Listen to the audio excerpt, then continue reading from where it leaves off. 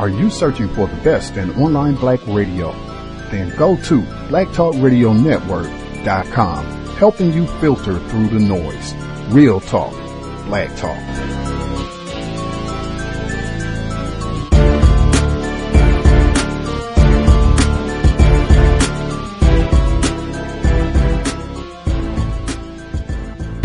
Black race is founded on 2/3 a person, rapings and beatings and suffering that worsens. Black human packages tied up in strings.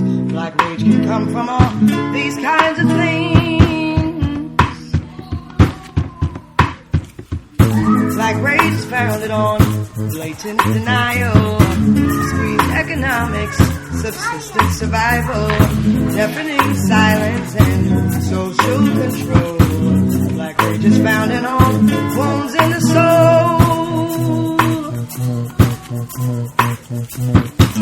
In the past decade alone, January 24th, 2004, Timothy Stansbury, Brooklyn, New York, unarmed. November 25th, 2006, Sean Bell, Queens, New York, unarmed. January 1, 2009, Oscar Grant, Oakland, California, unarmed. January 29th, 2010, Aaron Campbell, Portland, Oregon, unarmed. July 18th, 2011, Alonzo Ashley, Denver, Colorado, unarmed. March 7th, 2012, Wendell Allen, New Orleans, Louisiana, unarmed. September 14th, 2013, Jonathan Farrell, Charlotte, North Carolina, unarmed. July 17th, 2014, Eric Garner, Staten Island, New York, unarmed. August 9th, 2014, Michael Brown, Ferguson, Missouri, unarmed. The story begins with the death of Baldwin's father, which happened just before the shooting. He was a severe man, a minister who was suspicious of all white people, but after James left home to work in New Jersey, after he was refused service in bars and restaurants and bowling alleys because of the color of his skin, he began to understand his father's point. He realized that his father had carried, as he put it, the weight of white people in the world. The trouble in Harlem that summer started because a white man had shot a black man. This is about Trayvon Martin. This is about Jordan Davis, Eric Gardner, Michael Brown, Ezell Brown, who was shot in L.A. a couple days ago. Today in St. Louis, I think you said a couple blocks away, another African-American man was shot and killed today. They said he had a knife. But I just think there's a war on the black male, and it's tearing the country apart. Driver! Let me see your hands! Everybody stick their hands out the window!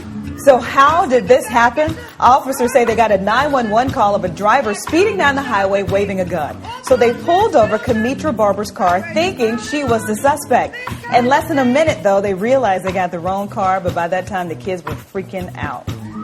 It's okay. Everything's fine. No one's going to jail. Everything's fine, man. Everything's fine. Hey, stop crying. It's okay. It doesn't. You can't just say, "Okay, I'm sorry," and then I'm over it. I can't. I mean, every time I listen to or hear or think about it, it bothers you.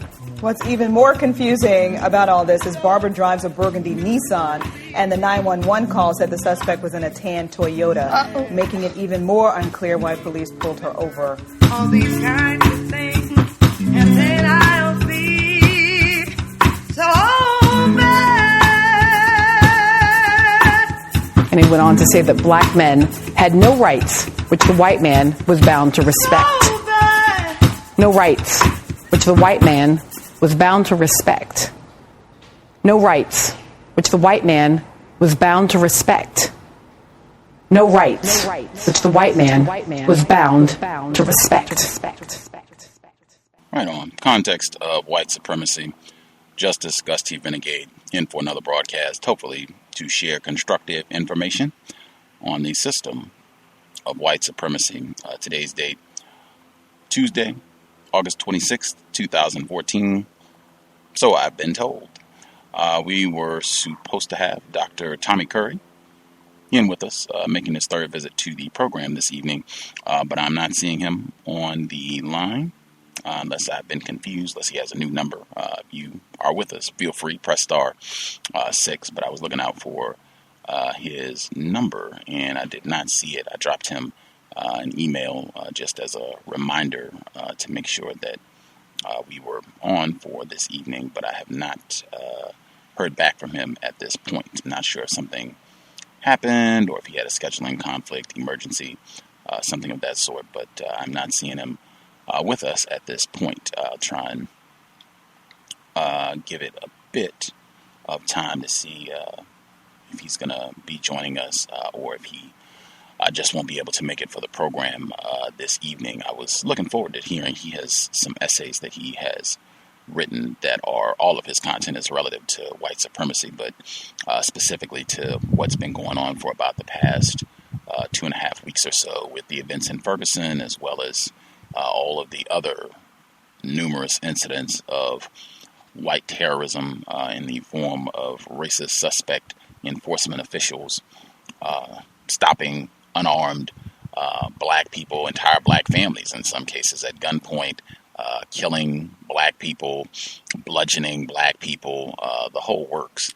And I was looking forward to kind of getting his response, what he has observed in all of this, and what would be the best response, in his opinion, in terms of what black people can do long term in response to this, and how best to try to take advantage of the amount of energy and focus on racism, white supremacy right now, when you have so many people talking about this as a major problem. As I take a moment, I guess this is what I'll do. I'll give him maybe another 15 minutes or so to see if he'll be hanging out with us this evening. What I'll do, I'll give myself a commercial break. That way I can send him a text message. I did have a report I was going to share yesterday. Actually, I have 2 reports, so I'll take a quick commercial. That'll give me the time to get a text message off to him, and then I'll have 2 reports that I can share, one in relation to the program that we had yesterday evening with Mr. E.R. Bills, racist. Actually, you're not in the suspect category if you are engaged in any sort of sexual activity with a non-white person, and he is married to a black female, so he is not in the suspect category. At any rate, I did have one report from Mr. Bills, and then one article that I thought was interesting as well, which is also in the same category, but I will give myself a quick commercial just so that I have time. I'll send a text to Dr. Curry to see if he will be visiting with us, and then I'll come back. I'll share those 2 reports, and hopefully he'll be with us in the interim. If not, we will reload. If anybody has anything they want to share, we should have time for that. If he's not with us, and then we'll reload, and we should be back tomorrow. So a quick commercial, I'll send the text, see what's what, and I'll come back and have those 2 reports as well. Context of White Supremacy. RacismDaily.com, your number 1 source for global news reports on race, racism, and overt actions of white supremacy. From Asia to the Americas, to Europe, to Australia, to Africa, racism is not a thing of the past, it is our current reality. Be informed, be globally informed. You should be the first to know. RacismDaily.com, RacismDaily.com, RacismDaily.com.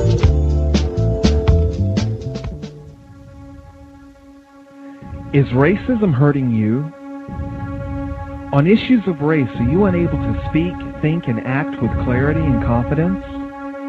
Are you tired of laughing when nothing is funny, smiling when you are not happy, agreeing when you really disagree?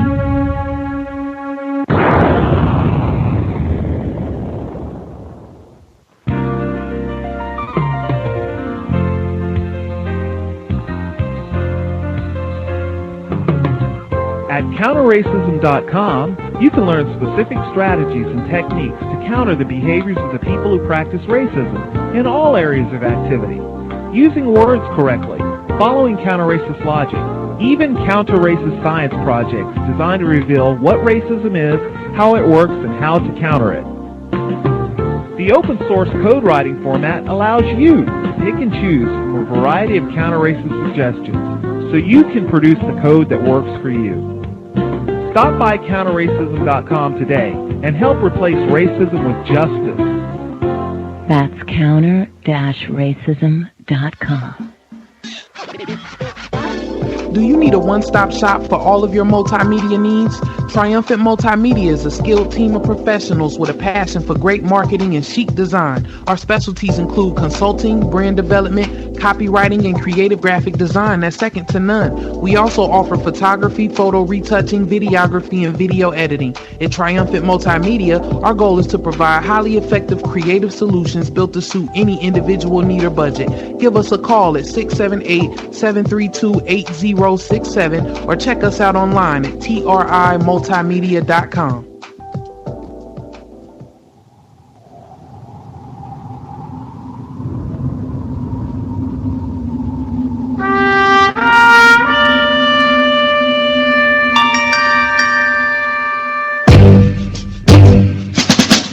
Hi everyone, welcome. This is Justice with the C.O.W.S radio program. If you want to learn about, understand, and counter racism, white supremacy, be sure not to miss a C.O.W.S episode. We keep them jammed, packed with constructive information to sharpen your use of words to help eliminate the system of racism, white supremacy, ASAP. Also, to be able to invest in my counter-racist efforts, co-hosting the C.O.W.S radio program, please visit my blog, justdojustice.blogspot.com.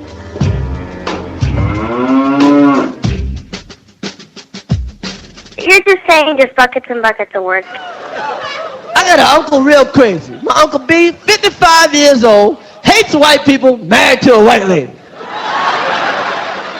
And he sit around going, these crackers ain't shit, except for Susan. And he tried to explain the whole thing to me one day, say, yeah, I got a white wife, I love her, she loved me, that's all that matter. But I tell you this, if the revolution ever come, I'll kill her first,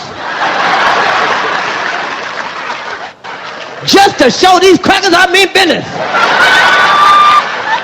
Motherfucking cracker ass, motherfucking cracker. Shit, cracker, motherfucker. Hey, hi, honey. Motherfucking cracker, I'll kill my cracker kids, too.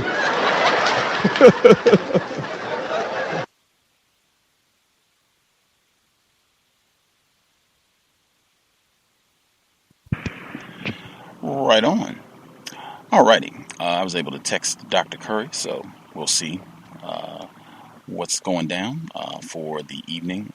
Two reports that I will share while I give some time to see if he will be with us. The first report, I put this on my Facebook page yesterday. I did email the author to see if perhaps maybe we can get him on the program. I thought it was just why it reveals quite a bit about the system of white supremacy and the incorrectness of sexual intercourse between non-white people, black people, and white people. Should never happen. It's terrible all the way around, and I have pretty much seen this every time without exception. But the report, it's at theguardian.com. It is titled, "I'm Black, My Brother's White, and He's a Cop Who Shot a Black Man on Duty." I will share, this was just posted yesterday.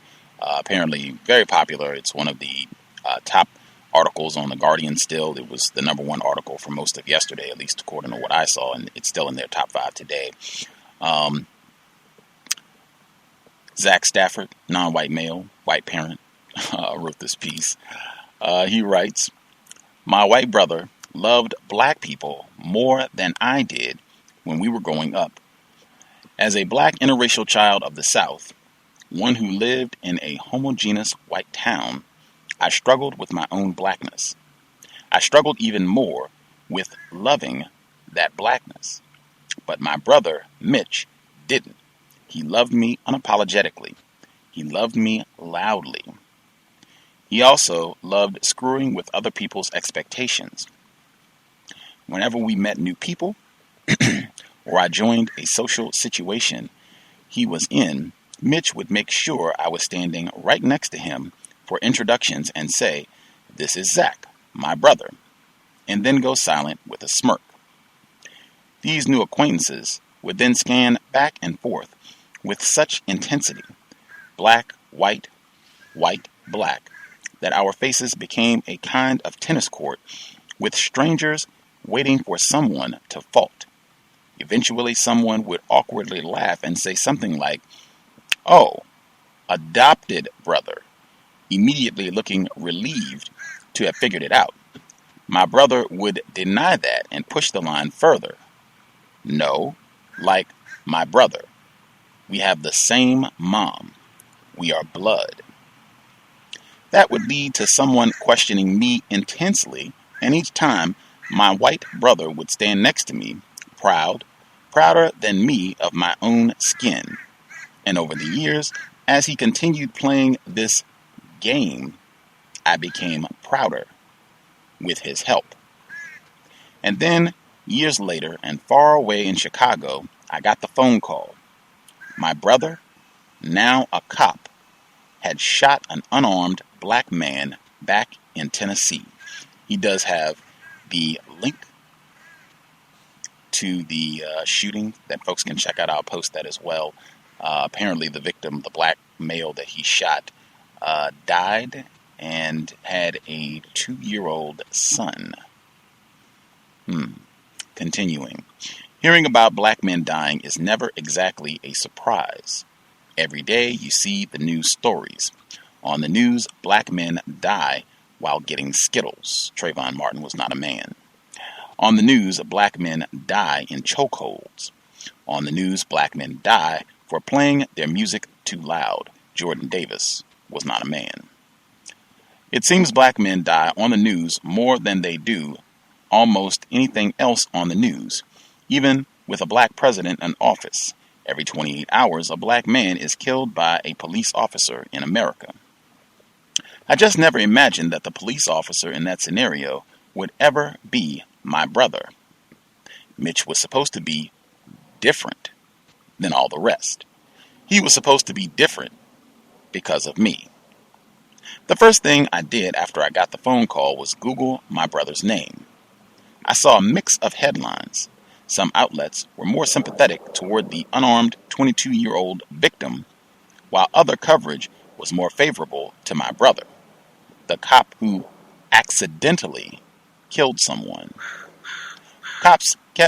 Articles kept using that word, accidental, over and over, and it felt like aloe on a burn.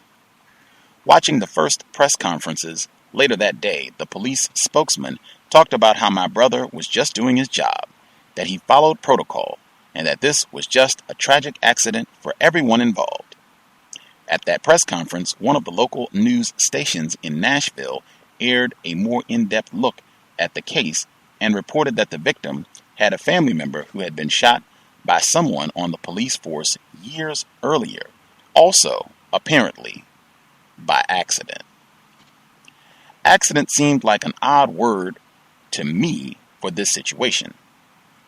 When I hear the word accident, I usually think about spilled milk, or the dog urinating on the carpet, or even bumper scratch. Accidents were things that you respond to with, "Whoops, sorry." But with this accident, I wondered, to whom could we even say sorry, now that a man lay dead? While I watched, I kept thinking about why these accidents always seem to happen to black people, and why they were called accidents, when it seemed so clearly to me to be much more than an accident, when it seemed to be a flaw in a system that called things accidents. I stared at my computer after my screen went black and prayed that it was an accident, because calling it that didn't make me feel I had to choose my race over my blood. The strangers who asked me questions over the brother who wanted them to. I went home to Tennessee a few years later, after the media coverage of the case had calmed down, and sat in one of my chairs in my mother's living room and let the argument happen. My mother, with her smooth milk skin, stared at me with eyes that would not unlock from my own. "Do you actually think he shot him because he was black?" she asked, tearing up. Oh my, the weeping white woman. "Yes, I do. I really do. But how can you say that? Honestly, he is blacker than you. I winced at her backwards compliment, the racism veiled as praise, the description I'd heard since I could write my name. Mom, that is simply not true. He is white. This will never change, no matter what he does. Never. And because I am black, I know that if that man would have been white, he would be alive today. My mom finally unlocked eyes with me and stared down at her glass. I could see that she wanted to agree with me, but couldn't this time, because it was an indictment of her other son. She had probably never imagined having to argue with her black son about her white son shooting and killing an unarmed black man while on duty. But that's also when I began to see just how much racism isn't really about a single act or a single person, but rather a much larger system, a system that calls the recurring death of black male bodies accidents. No matter how my mom had raised us, no matter how much my brother loved my blackness and was so proud of me for who I was, it still didn't stop another black man from losing his life. My white brother isn't a racist. And he didn't intentionally kill that man because he was black. But that's not the point.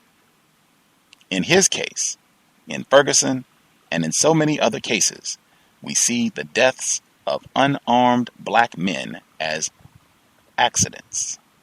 And until the day we all recognize them as casualties of something much bigger, we will continue to see black men dead on the news. We will continue to see brothers killing brothers. Again, Mr. Zach Stafford, non-white male with a white parent. The title of the report: I'm black, my brother's white, and he's a cop who shot a black man on duty. Fascinating. The other report, for folks who tuned in, which is very much related to what we just heard and the broadcast from yesterday. For folks who, maybe if you heard or did not, yesterday evening we had E.R. Bills on the program. He authored a book, the 1910 Slocum Massacre, detailing one of many incidents of white terrorism that took place in Slocum, Texas, July of 1910, where an untold number of black people were slaughtered by whites. They fabricated, there are many theories, but a reoccurring premise is that white people fabricated this notion that the black people in Slocum were arming themselves and preparing some sort of ambush of innocent white people. And this turned out to be grossly untrue. There was never any shred of evidence to substantiate such a claim, which is pretty common. This is a recurring theme in white supremacy all the way up to 2014, where you have all these unarmed black people being shot, bludgeoned, beaten, arrested, pulled over at gunpoint, where they end up being innocent, unarmed, weren't doing anything incorrect, but have had to go through all of this terrorism. But the premise that these black people had done something justified killing, and I mean the estimates go all the way up from a couple dozen all the way up to 200 or more, because you had hundreds of white people who came from all over the area, didn't even live in this town, came in with the opportunity to kill black people, and they killed all kinds of black people, black children, black females, black males, everybody. They even had an anecdote in the book where a white person described, it was a group, they went to a black house. The black people weren't doing anything. They weren't rioting. They weren't looting. They weren't raping babies. They were just sitting quietly in their house, and the white people came and shot the house up. A 6-year-old black child attempted to escape from the rear of the house, and they shot and killed the 6-year-old black child as well. So, really gruesome incident. We were talking about that with Mr. Bills, who is a white man who married a black female. We also were really fortunate to have one of the descendants on the program as well, Miss Constance Holly Jawade. She's a principal in Texas, and she talked about how her father, grandparents, other family members had talked to her about this incident when she was a young child, and that she is continuing to pursue justice in this case. And the land that they stole, which is a common thread in these incidents, what happened in Tulsa, what happened in Rosewood, and many other incidents there. White people, Elliot Jasmine has written a book about this. He says that there were well over 200 of these types of incidents that took place just in this area of the world alone, where black people were killed or threatened with death if they didn't vacate a particular area, and then white people would swoop in and take all of their property, either without compensating them at all, or maybe they give them, a nickel for 10 acres or something ridiculous like that. At any rate, we were on discussing, getting some of the details of the book, some of Mr. Bill's views on racism, some of Miss Jawade's views on racism. Mr. Bills became defensive because he said that we were implying or suggesting that he was racist. Now, he said his evidence for this was that that we didn't agree when we asked him if there was ongoing genocide being waged against black people, and he said he didn't agree. And then he said that poor white people have more in common with poor black people than they do with other white people.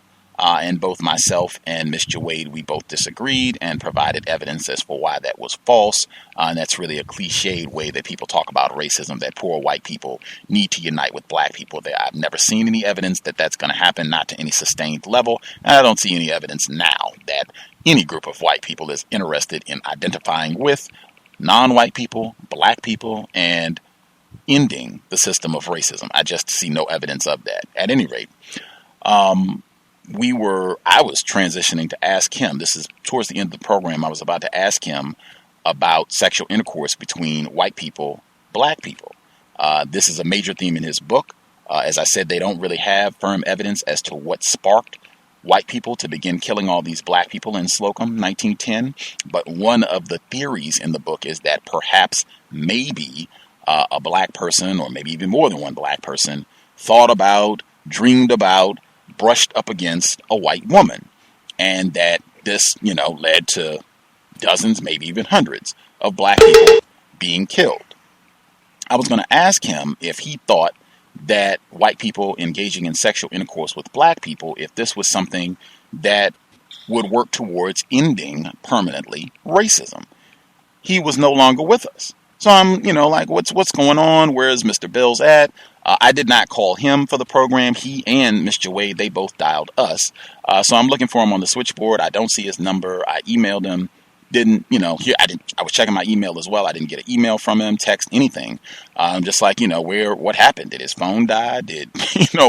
What is going on? So I emailed him after the program, I don't know what happened. You were disconnected from us, and I was, trying to get in one more question before we wrap things up. And then I didn't get an email from you as well to explain what happened. And I said, if you willfully departed the program, that is pretty discourteous, in my opinion, act of racism, I would say as well. But I, thanked him for hanging out with us and all that. So he wrote me back today, and I said I would read what he said. He did say that his battery died. That was his explanation for departing so abruptly, that his battery died and he was not able to ring us back. I don't know if that's true or not. I did say on the program yesterday that Mr. Bills is married to a black female, which I thought that is an act of racism, maximum racist aggression. It is totally exploiting, molesting a non-white person who is in a weak position. I wouldn't care when it happens, as long as the system of white supremacy exists. You're not on the suspect list when you do that. But I did want to get that in as well, and quite a few people that listened to the program thought that that was interesting timing when his battery died at that moment when him being asked about that question, particularly since he had told me in private that he was married to a black female, but he said that that wasn't necessarily something that he wanted to discuss on the program, even though he said that he felt that that gave him special insight into the problem of racism. I know some of the folks that commented about the caller towards the end of the program who I think his comments, I'm paraphrasing, he said that, number one, we should not talk about whites and blacks because that suggests that all white people are racist. He said that we should not do that because it might upset some white people who are listening, and we don't want to do that. He said that we need to help each other.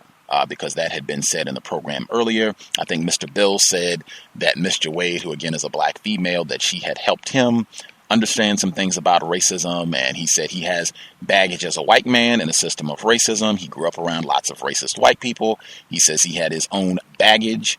And she said that she would help him carry it.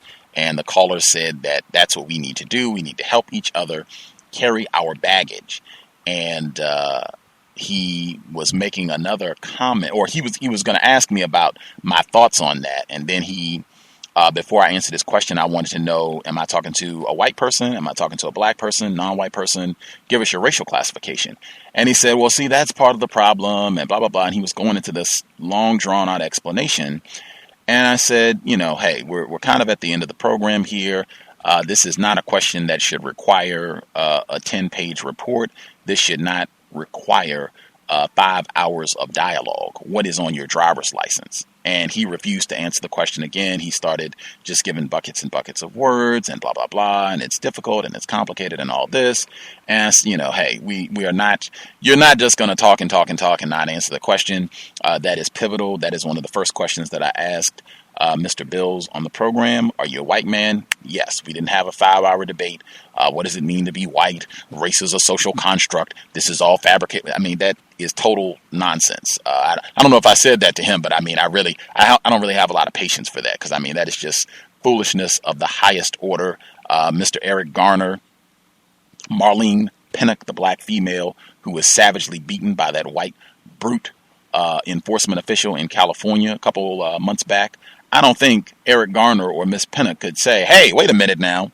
Race is a social construct. Don't you be treating me like a nigger, because that's just all made up. We're all a part of the human family. I don't think that's going to work. I don't think you're going to be able to say that and get a racist to back up off. Oh, my bad. You're right. Social. Yep, we're all in the same family. I'm sorry. My bad. Go on about your business. Go ahead and do what you do, Mr. Brown. Go ahead and do what you do, Ezell Ford. Go ahead, do what you do, Kametra Barbour, the black female who was pulled over at gunpoint with her children in the vehicle past couple days down in Texas, where they thought she was driving crazy, or they had suspected her of having a weapon in the car. And then after they handcuffed her and pulled them over at gunpoint, traumatized her entire family, then, oh, we made a mistake. Our bad.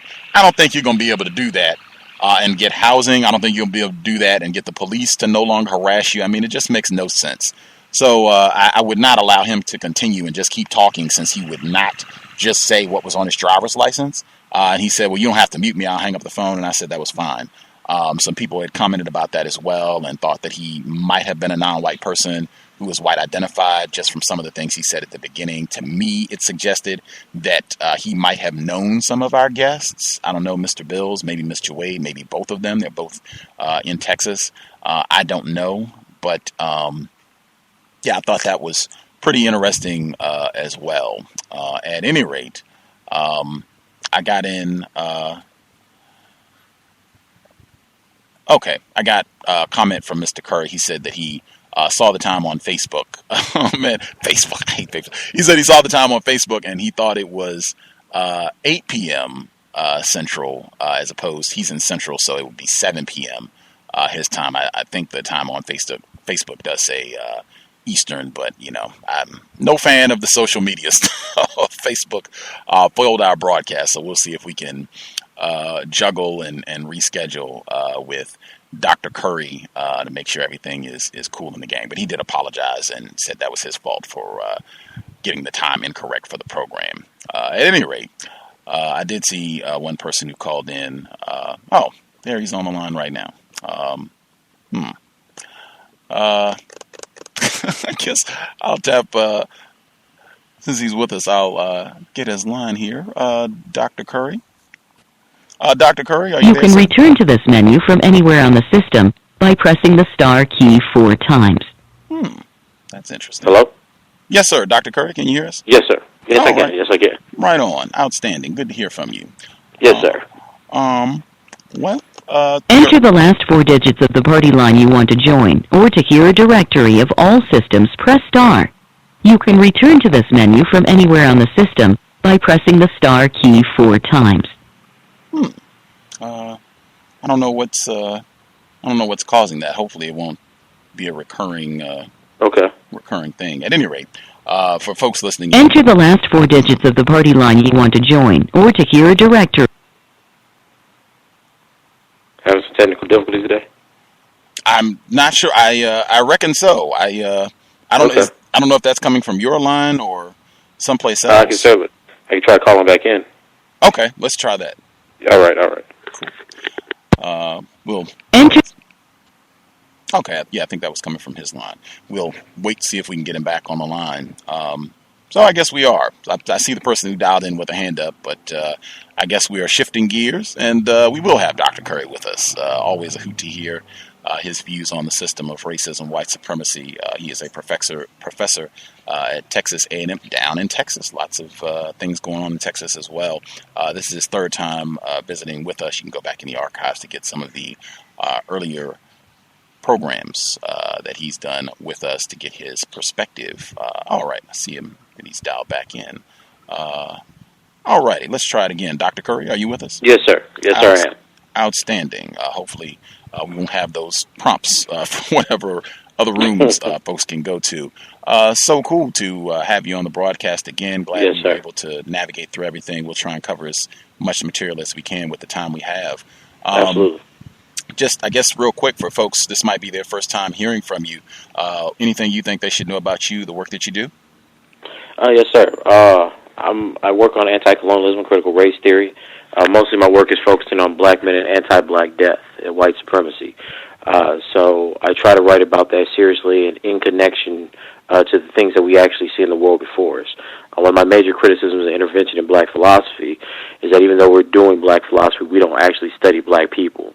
We're rather repeating simple moralities and ideological programs that have kind of been set forth for currency without actually doing a material study of the conditions that black people suffer under. I think that is going to come up in discussing some of the things that have been happening with Ferguson and some of the other incidents that have been major reports, major events over this summer.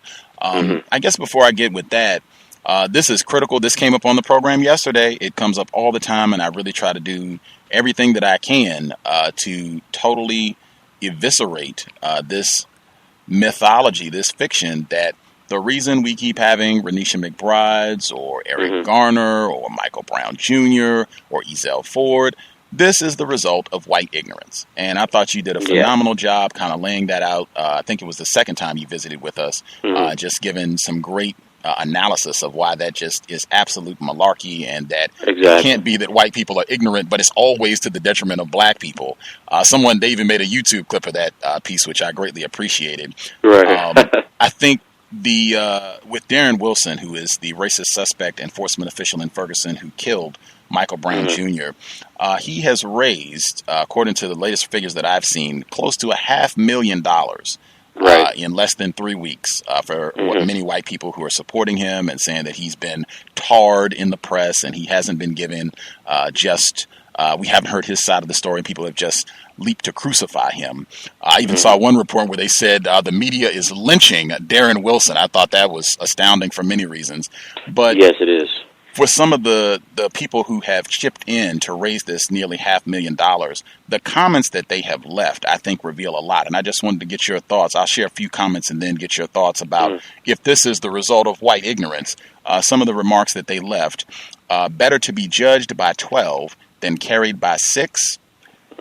Different comment. I know a lynch mob when I see one. They have nothing to do with justice, and I believe in justice for everyone. Another one. Thank you for putting the feral ape down so it couldn't attack any more people. And they said it, not he. It couldn't attack any more people. And the last one. Thank you for all your service to our great country as a law enforcement officer. There are many others. There were so many, in fact, that they even had to turn the comments off on one of his fundraiser pages. Is this white ignorance? Absolutely not. You know, and you know, this is something that we really need to disavow people of, is the idea that when black people, specifically black men, because that part's very important, when black men are killed, that somehow white people are reacting to this out of ignorance. As I said before, what this seeks to do is maintain white virtue. It has nothing to do with the implicit biases and some of the conscious and explicit biases that white people have towards black men. The work of Philip Adebagoff is good in this, The Essence of Innocence, where he's talking about the process of adultification, or even black boys who are ages 10 or 11 are seen as if they're much older and much more culpable for their decisions. So what we see here is the process whereby black men specifically, but black women too, are divorced or devoid of any kind of innocence or childhood. So this is one of the reasons that, as I mentioned last time, is that you can kill somebody like a Trayvon Martin or a Jordan Davis, teenagers, and they don't speak about them as children.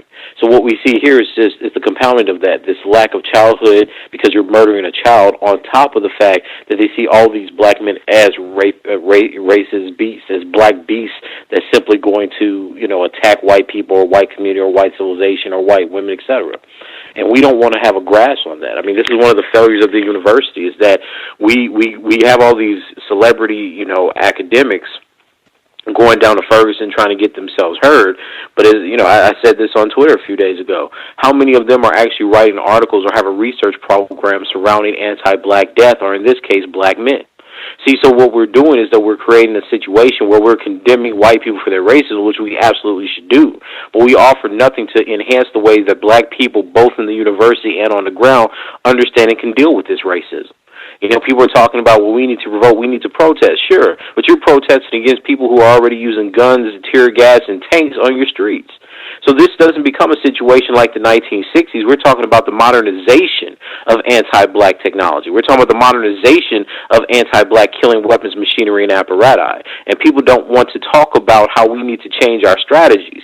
They're still marching on the streets as if this is a ploy for recognition. What we see in them supporting Darren Wilson is that every white man that kills a black man is made a hero in the national imagination. This is the same thing that happened to George Zimmerman and Trayvon Martin.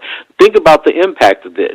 You're taking a private citizen, somebody who simply has anger issues, was delusional, and was even admitted by some of the jurors in the aftermath that they messed up. They got in too deep. And they're made into a national hero because you have enough white people that support the killing of black men that they give them an honorific status. But nobody speaks about that. Right? We talk about Rekia Boyd in Chicago, which we should, because that sister was killed unjustly. But we don't talk about Antonio Cross because that was the black man the cop was trying to shoot when he accidentally killed Rekia Boyd.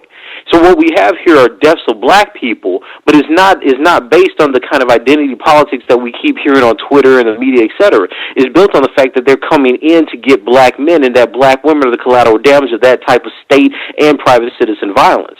So if we're going to analyze anti-black violence and death, we have to understand that there's a male ontology behind it that's endangering not only the lives of these young black men and these black boys, but is also endangering our sisters, our mothers, and everyone else that's around us. And that's why we have the militarization of Ferguson. We have the militarization of people fearful of the fact that these black men that are rioting, looting, etc., are going to do more harm to a community, a white community that they're trying to protect. And that becomes a rationalization not only for them occupying Ferguson, but in the minds of these other white people across the country, why they should lend support to the putting down of black men and boys. And this is a problem that we don't want to discuss because it runs up against identity politics in the university, and we don't want to have the conversation in society because all the black men are being taken away. So we're trying to at least protect the people that we can and go through the civil rights motif, which is why we appeal to people like Jackson and Sharpton, and we're asking the president to say something.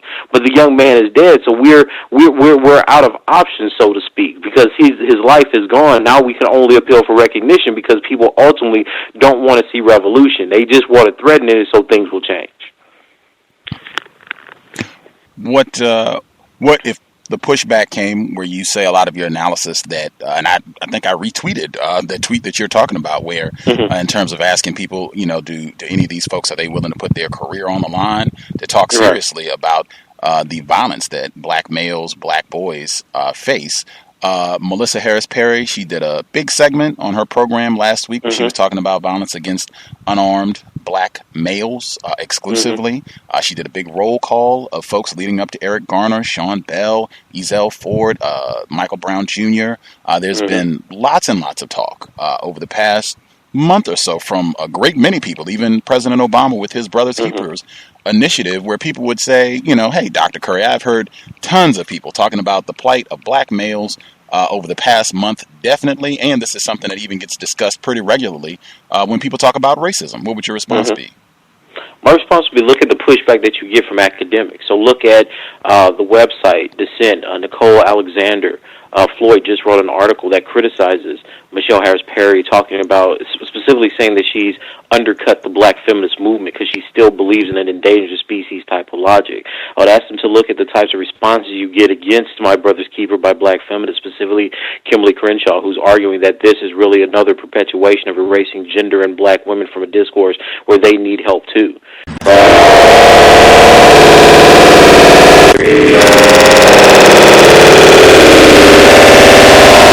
Conceptual apparatus, because most of them are empirical, like talking about issues of employment, matriculation, things of that sort. There's not a real discussion about black men and genocidal logics that happen in our society the way that you have in other journals based on intersectionality, feminism, etc.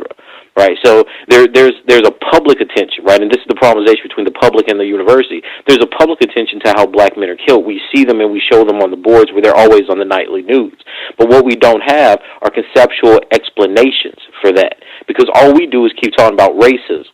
Right? But if we don't understand that there are specific types of racism, some kind of white supremacist logic that seeks to crucify black men, then we're not really getting to the heart of the issue. Because, we have to let's be honest about this, right? When we see black men and their interaction with the cops leads them to death, when you have someone like Eric Garner that gets choked out on through video cam, and you see this on TV. Look at Oscar Grant. You see that on YouTube. You can Google any number of black men being killed by the cops in this society. Right? And we say, look at that death. But what happens to our understanding of those people's bodies after that death? Trayvon Martin was a year ago. He's a name. He's a hashtag. He's a hashtag now for Michael Brown. Right? That's what I mean when I say that we don't have a real conceptual analysis or theory about why black men are being killed in this country. Because we don't want to actually study them in the university. And then when we talk about the people that are losing them in society, we're talking about marginalized economic and political communities. So it's not like they have the power to stand up against militarized police forces in Ferguson. As I said again on Twitter, and I've said on my Facebook page, one of the reasons this is getting so much attention is because it got caught on camera and it happened in broad daylight. But what happens when those cameras and when these public intellectuals no longer care about Ferguson and they go to the next big thing in a week or two? What happens to those people? What's going to happen? How are they going to respond to the backlash that the cops and the police force that we see is clearly racist and against the community there are going to have on them? What's going to happen when the national attention turns elsewhere, right? We don't have long-term strategies for that. And then when we do try to introduce long-term strategies, we get what we got with My Brother's Keeper. We get people fighting for resources. We have black people saying, well, yeah, black men die, but black girls suffer too. That the president now is dealing with his daddy's issues, right? These are the types of things that happen, and one of the reasons that we never have any kind of solidarity, or even if we want to move beyond the politics, a real understanding of how we're going to deal with anti-blackness, because it affects black men and black women differently. What would your response be? I know Dr. Jawanza Kunjufu, he's been a guest on the program before. He's publishing a new book on educating black girls. He writes, after a woman at an event for educators in Oakland, California, challenged Dr. Kunjufu and everyone present to pay attention to black girls. Dr. Kunjufu decided to look into it. I did a literature review, and I did not like what I saw. These figures are unacceptable. If these things were happening to white girls, it would be a major national crisis. Black girls are being suspended from school at rates second only to black boys, except in Wisconsin, where black girls are suspended more than anyone else, according to a U.S. Department of Education civil rights study. The high school dropout rate among black girls is 40%. I think a lot of folks would take that analysis as well as Renisha McBride, Marlene Pinnock, and say, hey, black females have a very tough time with violence from white males and white females, police officers. We have a very tough time, and that frequently is not acknowledged or put on the back burner, while the focus of racism speaks as though only black males are victims of racism. What would your response be? Well, I think the question has to be what do they mean when they say that they think it's overshadowed, right? I would never argue that black women are affected. In fact, my work actually argues that because of racism, black women are affected next to their other racial counterparts. So that's why you see the types of disparities between black girls and white girls, for instance, right? Because you have think about it. You have systems of people that are all in the same neighborhoods, all in the same schools, all going through the same economic crisis. Of course, the black woman in that is going to be affected by that as well. That's my point about why some of these arguments about identity politics don't really make sense when you study them structurally, because you're talking about people in the same neighborhood. Just like they say, well, black men own more, they're worth more, $100 versus $6,000 or $7,000. Yeah, but $6,000 doesn't mean you live in a different neighborhood or you have better access to health care. It just means that somehow you may own the house or own the car. So I think that's my first response. That's obvious.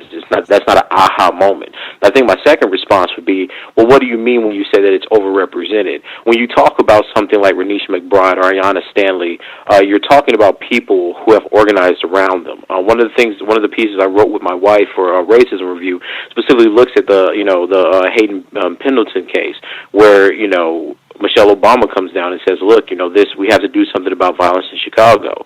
I say, look, this is something that happened. This is what's happening to our communities, not just black men or women.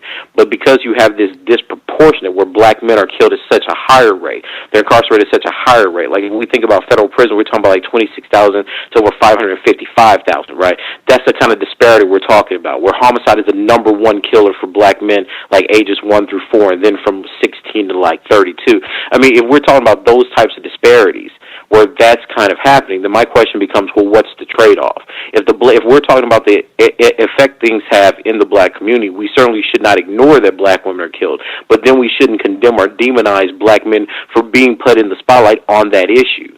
Similarly, we're not going to say that we're somehow erasing black men from sexual assault or rape charges, even though they're sexually abused and raped at much higher rates than their white male counterparts, just because when we think of that issue, we think of little girls and black women.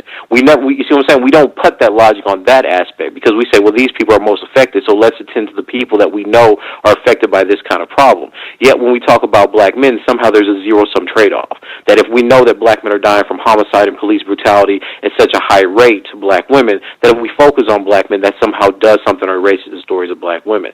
I find that to be an identity politic issue. Now, does that mean that we shouldn't attend to black girls? Absolutely not.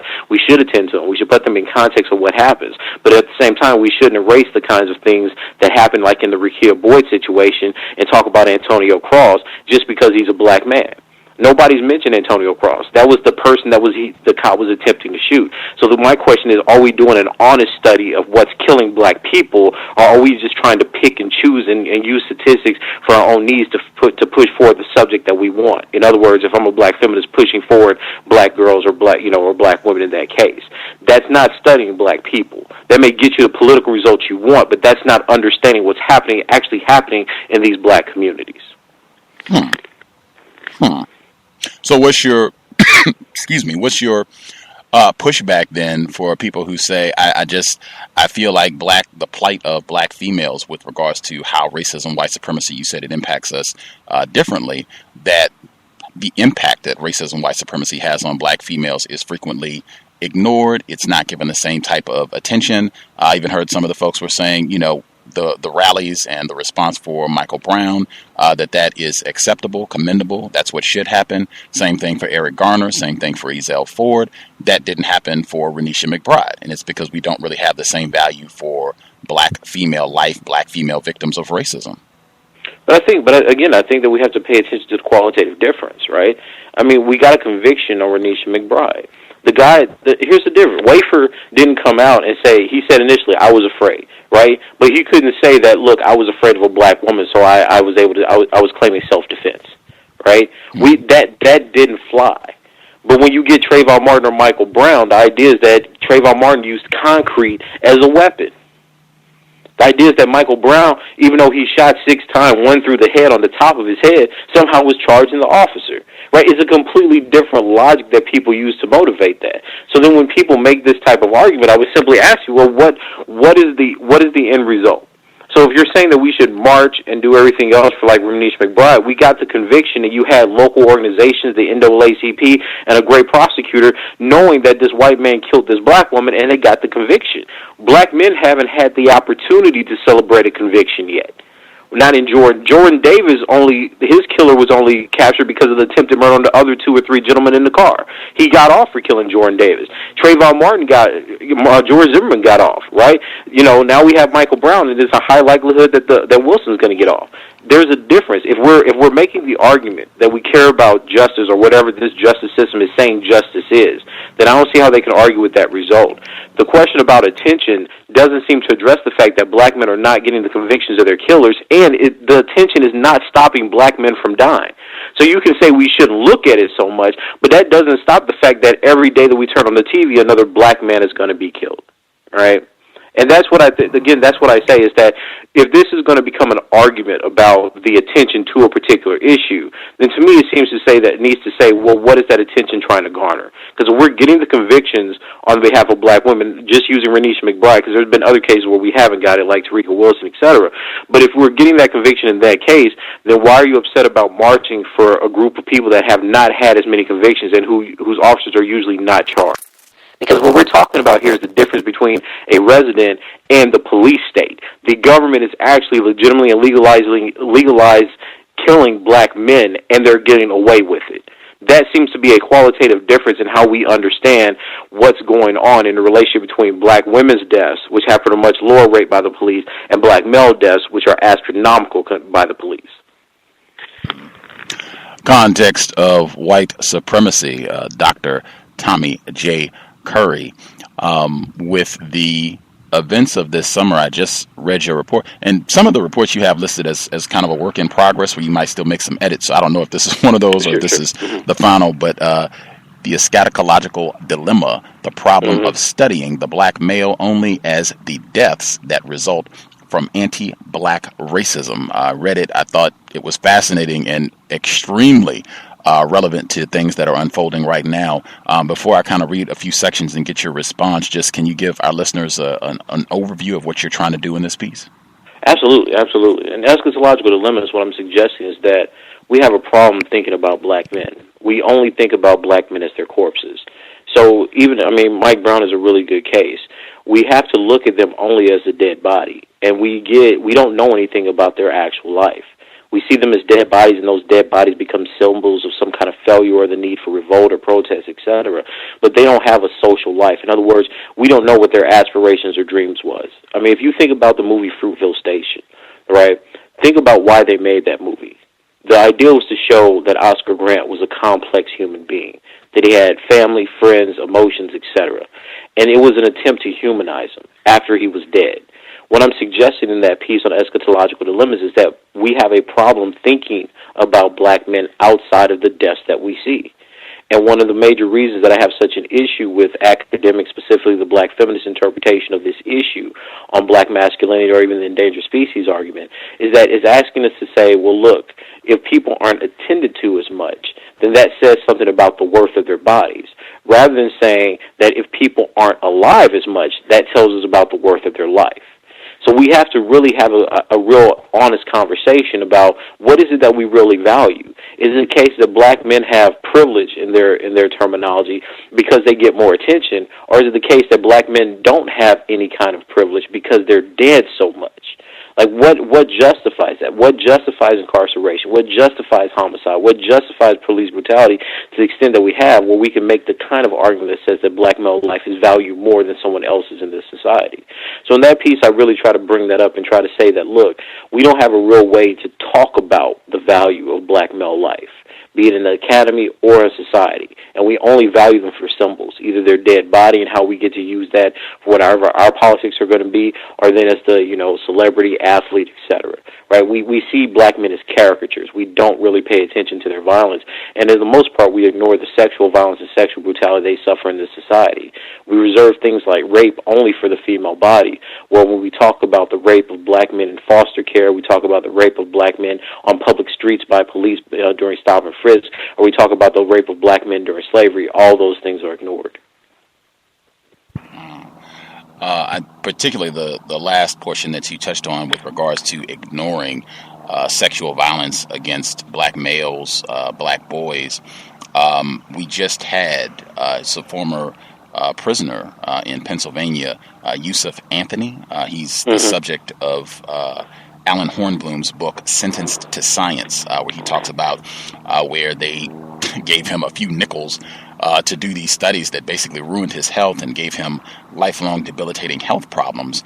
In addition to that, he talks about how these studies, because they would pay them, I think, like maybe $35 to participate in these studies, that you ended up having a pool of inmates who had a considerable amount of cash that they could either bribe guards so that they could get access to a preferred inmate that they wanted to rape, and or the guards could then participate in all this and rape people and say, hey, if you want to be on this study or if you want to get certain privileges, let me take advantage of you sexually. And he talks about how this was rampant. It just was a core aspect of his daily experience, seeing people being raped or seeing people being pimped, seeing guards raping and taking sexually exploiting black inmates. And it reminded me so much when I began reading this portion of your paper. I want to read this portion and then kind of get you to comment. And this is under the subheading, The Sexual Violence Ignored, Racism's Sodomizing of Black Men and Boys. You write, the sexual violence of black men and boys has remained a routine aspect of racial violence.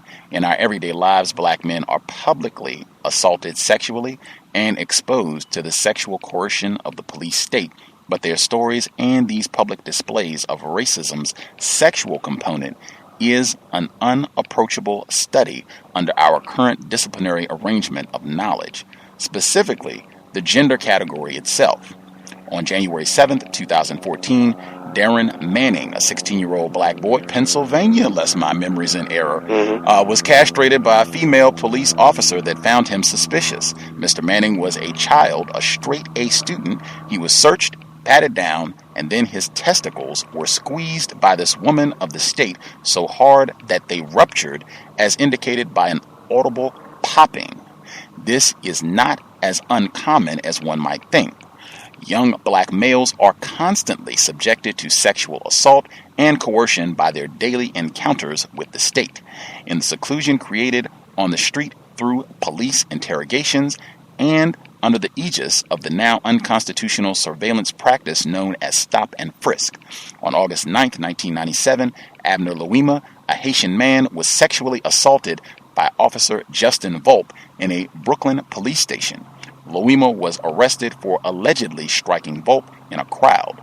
Once transported to the police station, Louima was forced into a bathroom where Volpe grabbed his testicles, kicked him in the groin, and then anally penetrated him with a bathroom plunger. Showing no remorse, or rather the sexual etiquette of the police state towards black men, he paraded the plunger around the station as proof of his conquest. On August 28, 2004, Co-Pres Kofi was stopped by officers Scott Corhoen and Gerald Lodwich. In an effort to find drugs, Officer Corhoen stuck a screwdriver in Kofi's anus. Even when white officers assault other non-white peoples, there is an association with the sexual violence committed by the police with black men. Angel Perez was raped into submitting to be an informant. In October of 2012, the Chicago police sodomized him with a pistol, with one officer yelling, "I hear that a big black nigger dick feels like a gun up your ass, end quote. The sexual violence of the police is not isolated to the act of sodomy. The fear that white men have had of the black rapist, the mythical beast, conjured within the white imagination to justify lynching, also serves as a justification for violence against black men. On September 16, 2013, the white state replied to a 911 call of a white woman fearful of a black man asking for help at her doorstep after surviving a car accident. Her fear of this black man named Jonathan Farrell led to his murder by the white men of the state. I'll stop there. I just remembered as I was reading, Eric Garner had filed many reports saying that he was being harassed by enforcement officials, white officers. In one of those reports, he said that the officer stuck his finger up his anus in the middle of the street, broad daylight, while people were walking by, searching for, I have no idea what, maybe a loose cigarette, untaxed tobacco product, where they're missing out on some funds. Can you just kind of talk about how this gets ignored, while in the same context you have this hypersexualization that black males are just looking to rape any and everything that moves, particularly white women?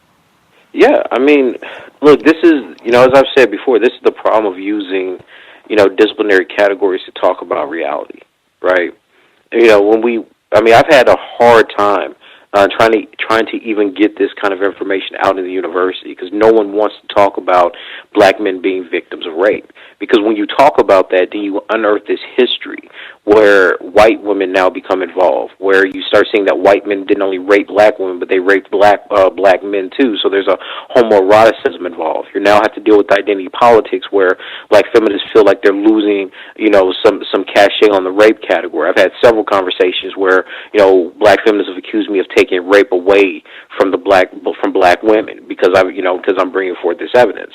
So that's the one thing that people aren't aware of. It people don't want to speak about black men and boys as being subject to rape. The other part about it is that we only see black men and boys in terms of a racist and a rapist ontology, right? So we see them under the myth of the black rapist, meaning that we only see them as being the perpetrators of sexual violence, not the victims of it, right? So when we look at issues about the woman who was the 70-year-old foster woman who had raped several black boys under her care, right? We don't think of black women or white women as being capable of raping people. We read Anton Fisher's, memoir, and we hear him talk about it, but we still don't want to accept it. We want to say that those are outliers, that has nothing to do with what's happening in our communities. But the reality of the situation is that does. And I think that part of it is that we see such real vulnerabilities around black men, right? And just think about this.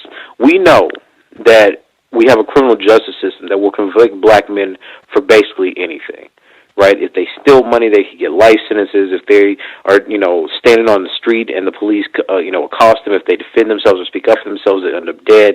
This is a societal vulnerability. So that means that black men are not only powerless, they cannot even be recognized for that vulnerability. So they have no power to do anything to anyone outside of, a physical assault. But then even that notion that they will physically assault people is enough to get a stereotype and implicit bias activation to kill black men as to where they stand. So when you have issues of rape, people are like, well, this is something we don't talk about. This doesn't happen. Men can't be raped, and certainly black men, who have historically been the rapist of every type of woman on earth, allegedly, can't be victims of this type of violence. They're the ones that cause it. They're the ones that do it. They're the ones that we have to lynch because that's what's going on.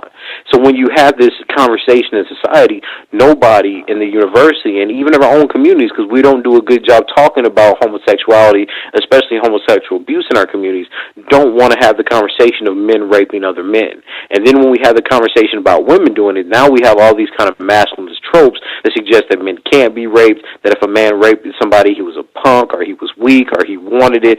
These are the kinds of explanations we have. So we're not even at ground zero in terms of having a conversation that admits that this is a possibility, much less having theoretical explanations to explain why this happens so often to young black men and boys. So that's a real difficulty. And the problem with that is that it in many ways lets the specific types of sexual violence against black men go unattended to. So Darren Manning, for instance, I found out that he only had a blood clot, that it didn't completely rupture the testicle, right? But what do we have to explain that? Because we don't think women can really assault men, but this female police officer squares his testes, he had a blood clot, he was clearly in pain, there was some trauma to the area. What do we say about that? Right? What do we say about the Kofi situation? What do we say about Garner, where we have this constant sodomization of black men by police? Right? What do we say to these young boys? We don't have theoretical explanations. All we can say is it happens. Whereas when we talk about other groups, if you talk about white women being raped, we have patriarchy, we have the Duluth model, we have all kind of theories of masculinization and domination that talks about why men rape women. If you're talking about black feminists, you have intersectionality, talk about what the specific argument in the eroticization or the eroticism involved with white men raping black women, or even the pathology of black men trying to rape black women because they're trying to really be men. But you put that same thing in black men, suddenly the conversation goes dead, because we don't have a theoretical argument. We don't have any way to explain it. You see what I'm saying? So we have to do better. And this is what I mean even when I'm talking about these issues of comparison about who gets more attention. There's a clear lack of arguments about black men that we can theoretically access to explain their condition. We can talk about them being dead all day. We could talk about them not graduating high school all day. We could talk about them being locked up all day, but we don't have any explanation outside of, well, that's racist. But when every other group gets raped, they have a very specific theory. You talk about black women, you have black feminism, you have intersectionality, you have, matriarchy, you have all kind of theories that explain why that existence matters. When you talk about black men, you don't have that kind of explanation. And the effect of that is exactly as you're seeing in that paper, that most people don't even know about those issues, right? And I mean, and one of the other things that really upsets me is, in a few paragraphs down, I talk about the issue in Joliet, where you had a group of white people promised sex to these two young black men, and they actually killed them, cut their bodies up, and then had an orgy on top of it, on top of their two dead bodies, right, on top of those two gentlemen. And what frustrated me so much, and I just kind of waited for this, I asked myself, is any black feminist blog or feminist blog going to pick this up? Are they going to pick up a case of necrophilia where two black men were specifically killed just to fill out a racist necrophilic fantasy? And not one to this very day has. So that tells me something about both the attention we have to those types of issues as well as to what we want, what kind of meanings we want to assign to them. We don't really care as an academy. People really don't really care about what's happening to black people on the ground. What they do is translate that pain based on their theories to show that their theories are right. And what that does for them, just like you see on Twitter since the Ferguson situation happens, is it makes them seem like they're prophets. They get to now say, look, I've always championed this theory, and look how my theory is great because it explains X, Y, and Z. Whereas what I'm trying to say is that these theories are stupid because they can't attend to things like black male rape. They can't explain things like why Rakia Boyd gets shot in the middle of them trying to shoot Antonio Cross.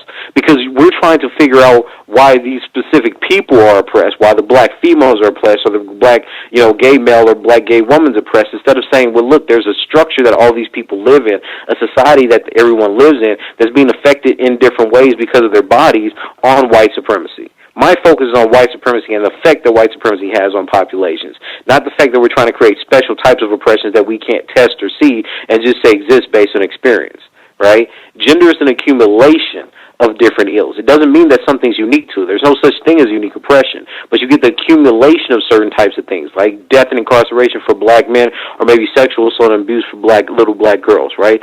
Those things accumulate. It doesn't mean that one thing doesn't happen to the other. Black girls and black women are incarcerated just like black men and boys are raped. We're talking about a matter of degree here. We're not talking about the propensity for something to actually exist.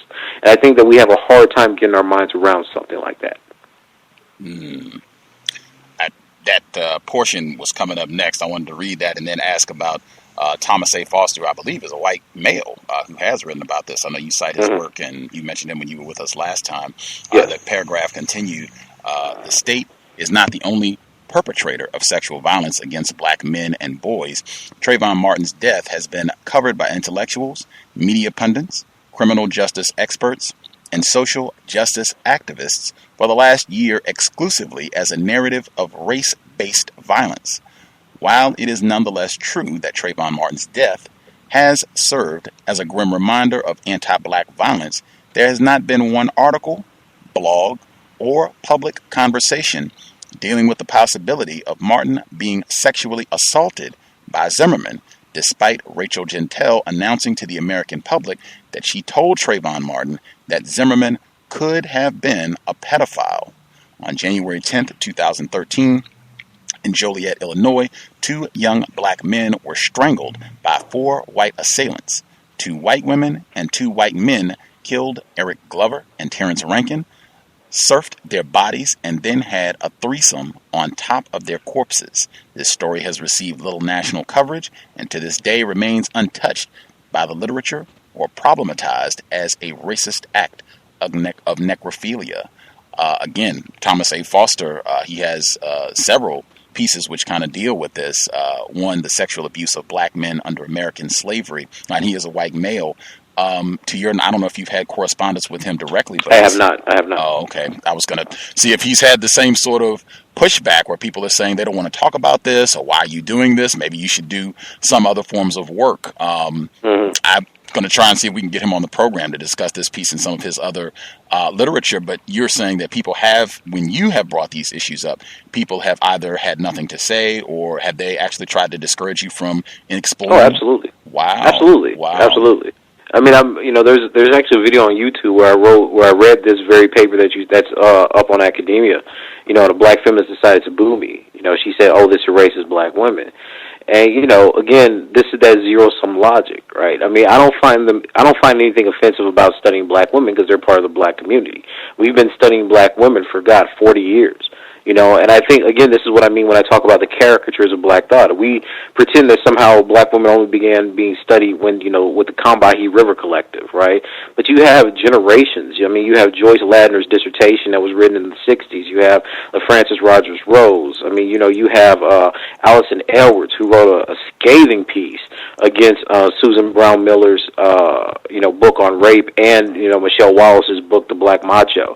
But she's completely erased from history, right? She was kicking it with the Sojourner Truth organization in the late 70s. I mean, you have all these black women who've been very adamant defenders, and we're not even talking about the, historical activists or anything like this, but actual women who have produced literatures surrounding black women at the, the same time that black feminism was coming about, and they're completely erased from history for one kind of narrative. So then when you have a black male come up and say, we need to study black boys, then you get these same kind of caricatures of the position. Oh, well, we focus enough on black men, we've already done that, we know all we need to know about black men. And I asked them a very simple question. Look, the Black Power movement, which you say, centered black men, lasted at best for 10 or 15 years. We've been having black feminism in the university for the last 40. And you're telling me that there's no need to study black men simply on what basis? That 10 to 15 years outweighs 40 years of actual scholarly production? This is ridiculous, right? These are the ideological tropes that we use in the academy to justify what we think. This is the commodification of allegedly radical language that we now call intersectional or feminist under these, and we value them as if they're somehow insightful when they miss the larger picture of what's happening in our communities. We talk about domestic violence, but we don't talk about bidirectional violence, where black women actually attack black men and black men escalate. We don't talk about sexual molestation of infants. We don't talk about infanticide. We don't talk about any of these things because they don't fit with the at-large ideological program at the university. My work is just some of that does that. It doesn't fit with the at-large narrative, and I'm fine with that because my interest is actually studying black people. So that means that, you don't get to pick a side. You know what I mean? Sometimes you find things where black men abuse black women. You find things where black women abuse black men. You find alcoholism, drug abuse, incarceration, molestation, sexual abuse, juvenile. You find all kind of problems in our community. And you don't get to hide behind some magical theory as if it makes one person safe. And that's why I do the work that I do. So in this case, when I'm writing about these black men are the victims. If I'm writing a different paper, they may not become the victims. They actually commit crimes. And then we have to find out, well, why do they commit the crimes, right? It's an actual study. I don't come to it with a predestined answer and then read everything just to get to that answer. And I think that that's the difference. When we study black men, most people have an answer. They're oppressive, they're rapists, they're violent, they're, patriarchal. When I study black men, I say, let me find out why they exhibit these types of things. Let me find out how you can say that a black man's a patriarch, but then he has no power to prevent himself from being killed or molested in his own communities. Right? It's a completely different approach to the way that we value and study black life. Again, Dr. Tommy J. Curry, Context of White Supremacy, kind of pulling this back, contemporary issues. The line you have, I thought this was just great sentence, because black men die, and black men are decentered as the normative subject of thinking, there's a collective forgetting that collapses them to their corpses and not their activity. That has definitely been on display this summer, day after day after day. Eric Garner all the way through with these incidents. And I even kind of talked about that I feel this happens all the time. Michael Brown Jr., Eric, whichever one, this happens on a daily basis. And some people even ask, because of that, why is the Michael Brown situation getting so much attention when Ezell Ford is not getting nearly that much attention? And John Crawford, I think a lot of people don't even know who that is. No, they don't know about the brother. The black male that got shot in a Walmart. He had a BB gun in his hand. The police thought somebody called, said it was a real gun. He was on the phone as well. It wasn't like he was just walking around threatening people. He was on the phone with his girlfriend. They shot him and killed him in the Walmart.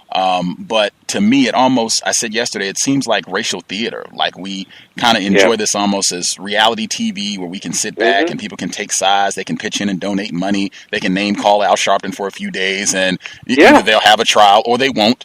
And then it disappears and we just go on about our business. But it seems like this summer to me feels like the epitome of what you just said in terms of collapsing black male life into corpses, not their lived activity. Well, it's funny. I was writing an article. I was working on an article actually before I called in, and I called it "The Theaters of Racial Genocide."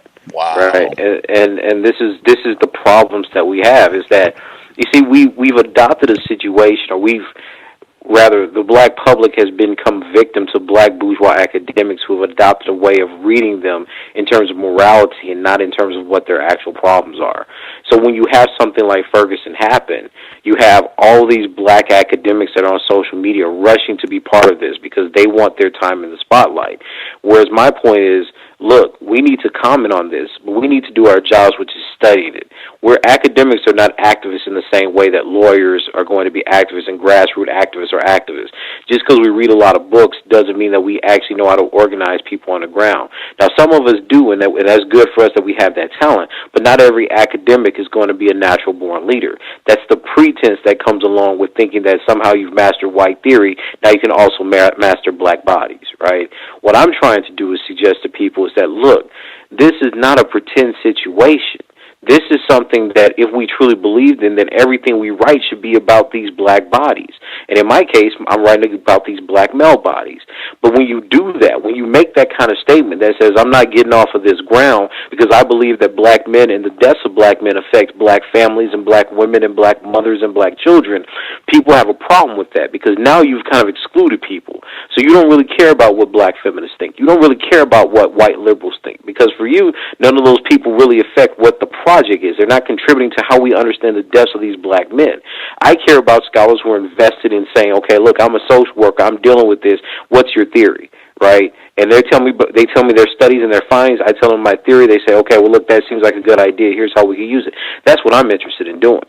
So what we get to do now, because we have Facebook and Twitter, is we get to play like we're, a participant in this theater of genocide. We don't study the genocide, we just say, well, we'll talk about it today. And you mark my word, after this Ferguson thing passes, they're going to do another piece. I guarantee it that problematizes everything that's happening around Ferguson. Again, saying that black men are getting all the attention. And the reason I know this happens is because they did the same thing to Trayvon Martin, comparing it to Renisha McBride, and they did the same thing for Eric Garner, saying we're willing to march for Eric Garner. And Eric Garner hasn't really gotten that much attention, right? Like he's got, they did the march in his city, but they did the same thing for Renisha McBride. There was a visual of 200 or 300 people that showed up for Renisha McBride. Black communities organize around the people they lose in their communities, be it man or woman. But the academy is the one that tries to say, well, we didn't see them come out in force like we did for Trayvon Martin, so that means they don't care about people. But none of these people are attending to what's happening in these communities. Every day I'll get up, I'll read and see, what's going on. That's how I knew about the Crawford cat, who he was talking to on the phone. And the fact that they just released the video and it shows that he didn't do anything wrong whatsoever. But he doesn't get much attention. Most people don't even know about him, right? But no, we make up this pretend story that says every black man who dies gets attention. I mean, the report, they did a report a year ago, and it said like 300 black men have been shot, 4 black women have been shot by police, and of those 300 people, we only know maybe 6 people's names, right? How does that show us that we value black male life? How does it show us that when we don't want to write stories or articles or research, or we don't even want to talk about these people publicly, that somehow means that we value black life more than others? That's not us valuing it. That's us disgracing it. Right? It's us disgracing the fact that because black men don't fit into the theories, the disciplines, and the pop culture kind of activism that we have in the academy right now, that they don't fit in any of that, they don't make us unpopular. Right? That's not us showing that we value their lives more than other people. And that's a real problem that we have to deal with, and that's why I'm always urging the black public to be extremely suspicious of black academics that come through like they have a panacea for everybody's problems. As if you become black and Christian, or you become black and feminist, or become a black liberal progressive, that somehow that solves all the issues of white supremacy. White supremacy doesn't care about what you say. It doesn't care. You can't scare it off by yelling at it, because it has a police force. It has a military. It owns people's jobs in the academy. So this stuff that I see on Twitter and Facebook and all these other things where people are talking real radical, they know that's not going to do anything. What does stuff is exactly what's going on in Ferguson right now. And what I'm saying is that we're unprepared. We're unprepared to deal with a military force in a police, and based on police. We don't have an apparatus. We don't have a mindset to deal with militarized police, and that's what we need to talk about. We don't have strategies to deal with that, because this isn't like the protests of the 1960s. They have drones, they have tanks, they have military artillery. We need to have a real conversation. And I don't have all the answers to that kind of question, but I'm saying that needs to be the theater that we're really interested in. Instead of performing these tricks on social media, we need to say, well, look, we need to have a conference about the militarization of black communities and how black communities or black academics can respond or tie into people or specialists who know how to deal with this. I definitely want to hear some of your thoughts on that. I just, before I get to that, I, number one, encourage any of the folks that are listening in, if you have questions for Dr. Curry, the number to dial is 760-569-7676, and the code is 564-943#. Press star 6 if you have a question for Dr. Curry. You were talking about black professors or black folks who are in the ivory tower, the academy, and their response to Ferguson, and even from your tweet earlier, and saying, are they really willing to put their career on the line to offer some real solutions that can be implemented, practical things that black people can do in response to having this military might of racism, white supremacy in their neighborhood, rolling by their house, and addressing the seriousness of black death, particularly black males, black boys, being killed, slaughtered on a daily basis where people don't even know their names most of the time. You, in the same paper, at the bottom, you reference one of my favorites, E. Franklin Frazier, and his analysis of this, which I wanted to share, and just to kind of get your comment on briefly, where he writes, sometimes I think that the failure of the American Negro intellectual to grasp the nature and the significance of these experiences is due to the fact that he continues to be an unconscious victim of these experiences. After an African intellectual met a group of Negro intellectuals, he told me that they were really men who were asleep. All of this only tends to underline the fact that educated Negroes or Negro intellectuals have failed to achieve any intellectual freedom. In fact, with few exceptions of literary men, it appears that the Negro intellectual is unconscious of the extent to which his thinking is restricted to sterile repetition of the safe and conventional ideas current in American society. This is attributable in part, of course, to the conditions under which an educated and intellectual class emerged in the American society. This class emerged as the result of white American philanthropy, although the situation has changed and the Negro intellectuals are supported through other means, they are still largely dependent upon the white community. There is no basis of economic support for them within the Negro community, and where there is economic support within the Negro community, it demands conformity to conservative and conventional ideas. Again, E. Franklin Frazier, The Failure of the Negro Intellectual. That even reminded me of Dr. Welsing saying she was denied tenure at Howard University for discussing white supremacy. If this is still the case, unfortunately, in 2014, that these black intellectuals, that they are fearful that they might upset someone in their department who might say, hey, well, you're not going to get tenure, or we're going to even let you go if you're an associate professor. Would it be logical to say, well, we just will not expect them to do anything that's going to disrupt white people, so we probably won't have too much regard for a lot of what these people offer. Would that be logical? Yeah, absolutely. I mean, look, if you this stuff happens, right? It happens. It's not something that's just theoretical. People write what they write so that they can get accepted and get tenure.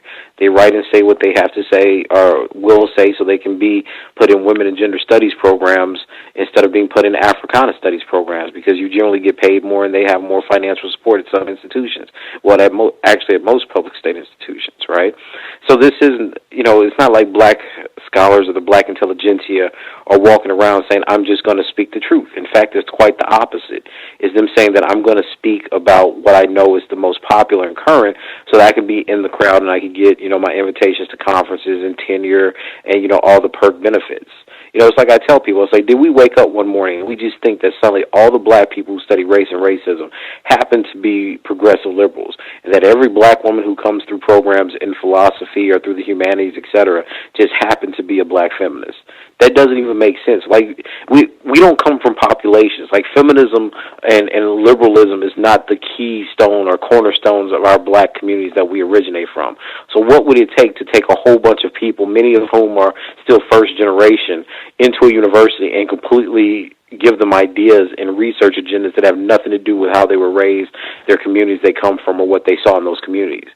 I mean, we need to pay attention to that. It's not an accident that these people are putting forward these types of ideas, and that these ideas happen to be the ones that Fabio Rojas's work, right? Happen to be the ones that have been funded and mostly rewarded through things like the Ford Fellowship or endowments from Carnegie, etc. Right? It's this focus on discourse, high theory, intersectionality, etc., that gets rewarded. It's not the focus on white supremacy, material conditions, economics, and imperialism. That's just the reality of the world we live in. So it's no shocker that you have people gravitating towards what we consider to be high theory or progressive theory instead of real material analysis dealing with the history and political consequences of black people.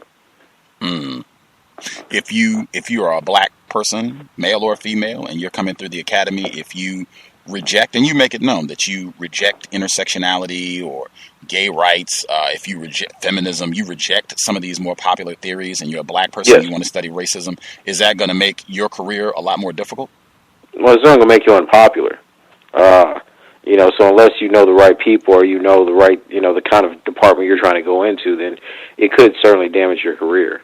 When I came into it, I really didn't care because I was going to law school.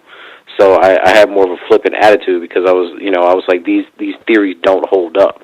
Like, you can't test them. For me, I'm a real big stickler about whether or not I can apply a theory to a situation or context without having to censor or eliminate things from the context to make the theory work. So in the case of something like intersectionality, I asked the question, well, if intersectionality works, then why do we assume that black men have this certain type of privilege over black women, where when we test it, we don't see it, right? And this was actually a recent piece by Matua, where she was talking about multidimensionality as to intersectionality, as to black men, what intersectionality was to feminism or something, an article like that, where she actually says, look, I'm grappling with the very same issue. And she gets this from Darren Hutchinson's argument about multidimensionality in 2000. And the basic argument is that, look, if you actually test race and gender on men, you find that they have huge problems with employment, racial profiling by police, education, matriculation, disease, and incarceration. So they're saying that, look, it doesn't fit to say that they're absolutely privileged in this intersectional frame. When you actually study them, you don't find that same type of privilege, right? So to me, that's a huge breaking point for the theory. You can't just say black men are privileged and start off with that assumption when I can't test that in society. Similarly, it doesn't mean that I can say that black women are always absolutely disadvantaged. There are going to be certain disadvantages that black women have next to black men, and there are going to be certain advantages because we live in societies that are diverse and complex, right? So we may be able to talk about income where black men who have the same degree earn 6 cents more on average versus black men who are not who have no employment. So the people who are unemployed don't have an advantage to the black female, but the people who are employed to have the same education do. So she's disadvantaged to this group that has the same education, but she's certainly advantaged to the other one. Life is a complex thing, but these theories don't capture that.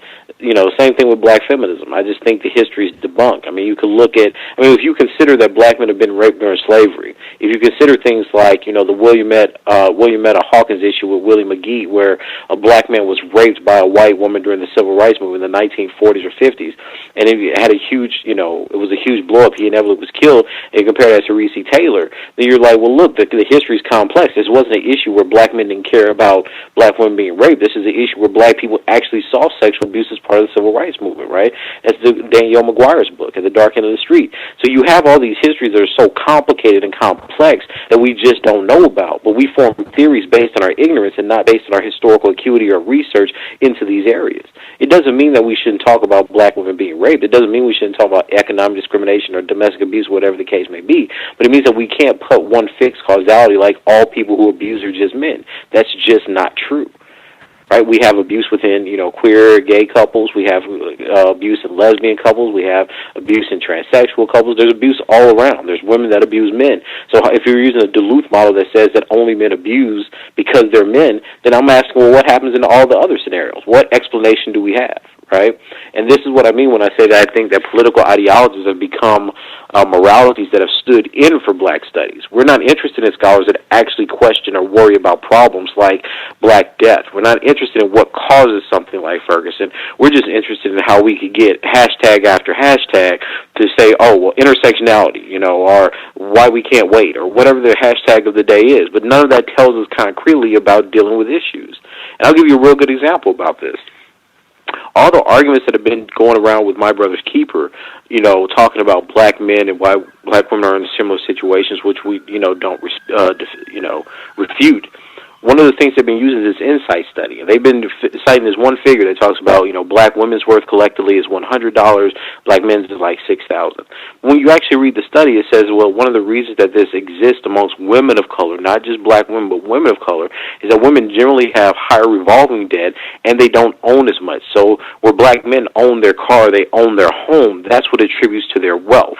And when you talk about My Brother's Keeper, you say, well, look, at the end of the Insight article, they say that we need to do things like strength and TAF programs, and we need to make sure that women are getting a foothold in owning businesses and make sure that they're doing debt reduction programs, right? How does My Brother Keeper, extending that to black women, change any of the recommendations they have from their own study that they're citing the material from? And this is what I mean when I say that people aren't seriously studying black people. The people who did the study told you the recommendations. It doesn't say just getting more black women, or what they're actually fighting about is money. Getting more philanthropists to fund black women to study black girls to translate into policy, recommendations. None of that deals with the issue. In fact, that's a 10, 20-year-long strategy, by most cases. So it's not that they care about the people. They care about the recognition and the money that comes from studying the people. And they have no proof that it's going to increase the wealth or the recommendation will increase the wealth. In fact, most of the people that criticize haven't given a different recommendation, right? What we need to do is specific studies, right? Okay, well, black men have this problem. We don't think My Brother's Keeper is going to work because it doesn't address X, Y, and Z. Let's put together a program about black women. Here's their problems, right? The problems: they don't get jobs, they have high debt, and they don't own businesses. Let's target that. But nobody wants to do that because they want the recognition of attacking My Brother's Keeper and Obama X, Y, and Z, right? That's the problem we have. And the same thing happens with Black Death. Black people die. We don't talk about why black people die. We don't talk about what makes them vulnerable to death. We don't talk about, circumstances. They've died. Let's start a Twitter war. Let's start hashtags. Let's activate Black Twitter. Let me come out on top of that. And now, we get to say, hey, I'm on the bandwagon. I'm one of the most radical people. But at the same time, we have people that were celebrating the For Harriet piece, talking about why she wouldn't march for Eric Garner. Because, black men didn't support the criticism of My Brother's Keeper, and they don't support black women generally. So what we do is we use these black men's lives and we weigh them against our own personal politics. Well, if enough black men didn't do what I said, then I'm not going to march for that black man. And this is what I mean when I say that we've internalized a lot of the white supremacist logics about how we value black life. We don't look at black life as absolute, that it should never be extinguished. We look at black life as something that's contingent based on how I feel or based on my politics. And that's a very dangerous situation to be in. You don't see white people saying, well, they killed the liberals, so we don't care. black people say they killed a white person, so this black person should be executed first and foremost. And the reason they do that is because they have a very real consciousness about white supremacy and racial solidarity, because they know that it's not about their politics, it's about the fact that you've killed a white person. And if black people believe that it's safe to kill white people, that means that it fundamentally affects them, because they could be next. But you see black people getting killed in the streets one after the other. Black men being killed in the streets as young, kids, like teenagers, kids.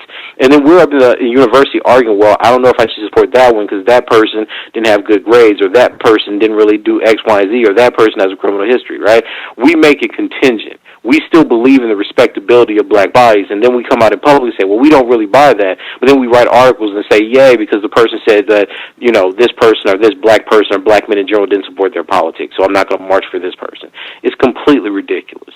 It's completely ridiculous. We have a war that is going on black life, a war that didn't just start in this century, a war that's been going on since the elimination of slavery and the birth of the convict lease system through Reconstruction. And that's a war that we're losing because we're a colonized people in the United States, and as much as we want to pretend that we're not, we can't answer why Trayvon Martin or an Eric Gordon or Jordan Davis or Mike Brown keeps happening. We can't answer that, right? All we get to do is say, we hope that one day white people will change and recognize our humanity. When the reality of the situation is most of the white people that join the police force are coming from these lower economic communities that's surrounded by Ferguson and have a high level of racial aversion. You're not going to change those people. And that's what George Jackson understood. That's what the Black Panthers understood, that you can blame black men for not being progressive on gender, but you have to recognize that the patriarchal structure, which is about violence, specifically targets black men precisely because they would use violence against it. You can't talk about love when your oppressor has no moral consciousness. And this is something that Assata herself recognized. Bell Hooks likes to always masculinize this. Well, that's just black men aiming to be patriarchs. But even Assata says that you can't rationalize or talk about love with your oppressor. She shared the same sentiment. So we're in a reality right now where this liberal progressivism is being tested against the reality of the fact that white people crave and are obsessed with the visions and the realities of black male death specifically. And until we come to recognize that reality, then we're simply going to remain victims of the same kind of genocidal logics that we've been victims to.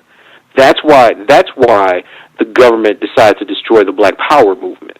Right, because it understood that it was organizing sentiments and sentimentality with other oppressed people around the world, in Asia, the Caribbean, etc. Right? So they took a government program to infiltrate it and to squash it and to assassinate, exile, and kill its leaders. If we're talking about the same kind of liberal progressive reformism that we have in black feminism, then why didn't the government destroy that? Because it moved those people into the academy. All those activists are in the academy. All those activists are celebrity intellectuals that get paid $40,000 and $50,000 to give speeches. So if we're to believe that black feminism was the outgrowth of this and was just as radical, why didn't COINTELPRO or the CIA attack those programs as well, that activism as well? See, we buy into false histories and then ask ourselves how these false histories don't blind us to the fact that certain people keep dying. And that's the sadness of the thing. It's not like this is new. Black men and black women have been dying for 100 years based on the same kind of cause. But we distract ourselves with big words like intersectionality or deconstruction because we don't want to deal with the realities of black death. We'll talk about it as long as it proves our theory, but we don't want to talk about it insofar as it refutes our theory. We don't want to talk about it refuting the potential for discourse to work. We don't want to talk about it as proving that white people have no consciousness or sensibilities towards black life, and they certainly don't care about black death. And until we make that kind of recognition and start doing work on that, right, like E. Franklin Frazier, how is it that you're unconscious and blind to the very things around you? How can African intellectuals come to America and tell you you just don't get it? You're interested more in increasing your profit within a civil rights structure that gives you money rather than understanding that black people are dying at the real issue is colonialism. We don't get that. So we just keep creating and inventing these imaginary debates as we're arguing with each other and then saying that this has real, reality to the world in front of us without paying attention to the people who are actually concretely dying. Ashe. I see the folks dialed in. I want to get their Absolutely. I want to make sure I got the correct paper. You said Athena Matua. Is it the Multi-Dimensional Turn Revisiting Progressive Black Masculinities? Is that the paper you referenced? No. Was it published in 2003 or 2013? Let's see if there's a date on it. I'm not seeing a date off top. I'm not seeing a date when it was published. Okay. The one that you're talking about was published in 2013? Yeah, it was 2012 or 2013. I forgot the exact date. It's something like multidimensionality is to intersectionality. What, something on that.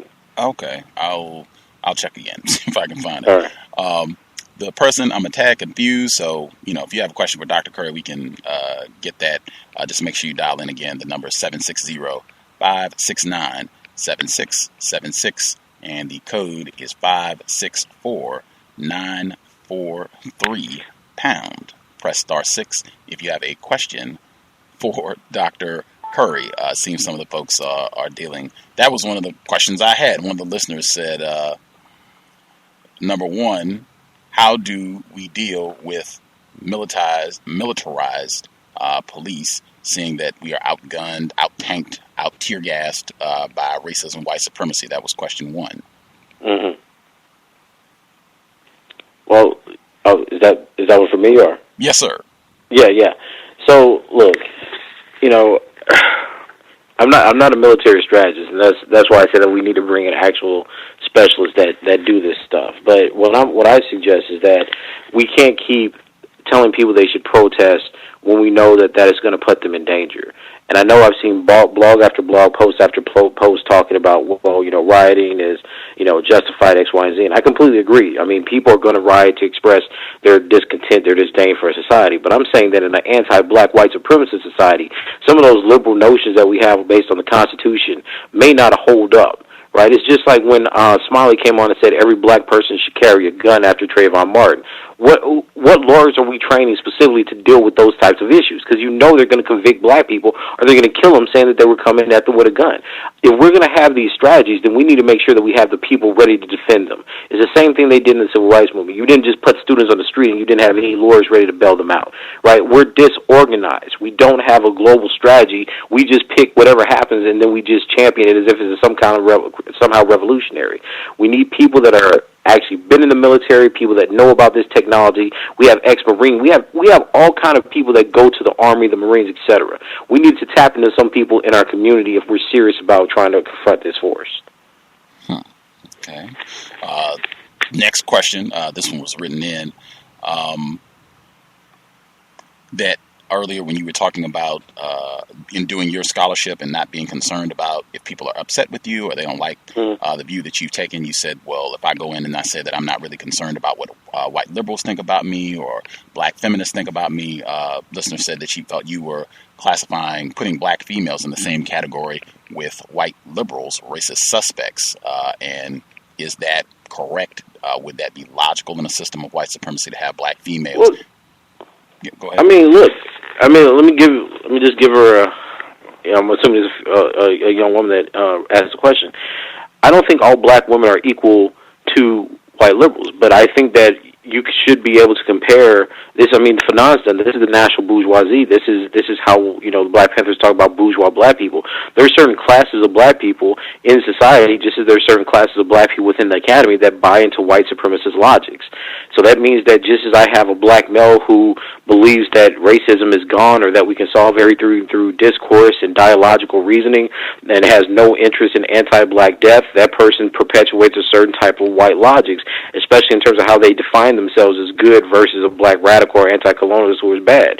The same way I would argue that there are certain brands of black feminism who very much fall into this same type of neoliberal articulation, meaning that they use their identity as a black female and recognition of that against the black community at large, both by saying that the black community at large is homophobic, anti-progressive, don't really get it, or the black male that they compete with for the job or for recognition is a patriarch, etc.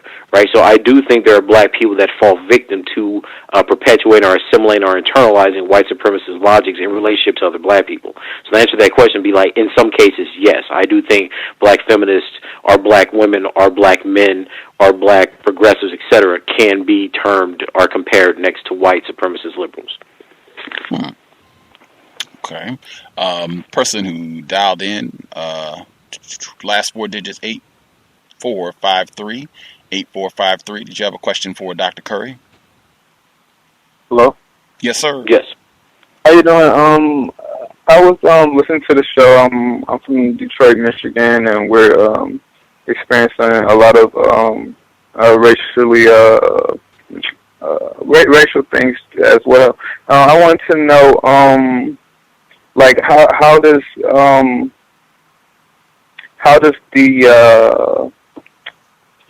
the studies of black men help us, help the people now that are in Detroit, that are the low hanging fruit, getting frisked and going to jail and being killed at alarming rates, and you don't hear about people from Detroit that are getting shot down, unarmed men and stuff like that.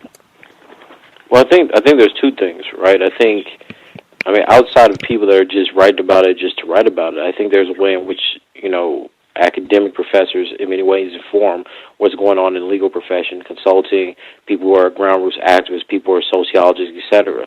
The thing that we have to think about here is how we coordinate black intellectuals and black academics to the ground level.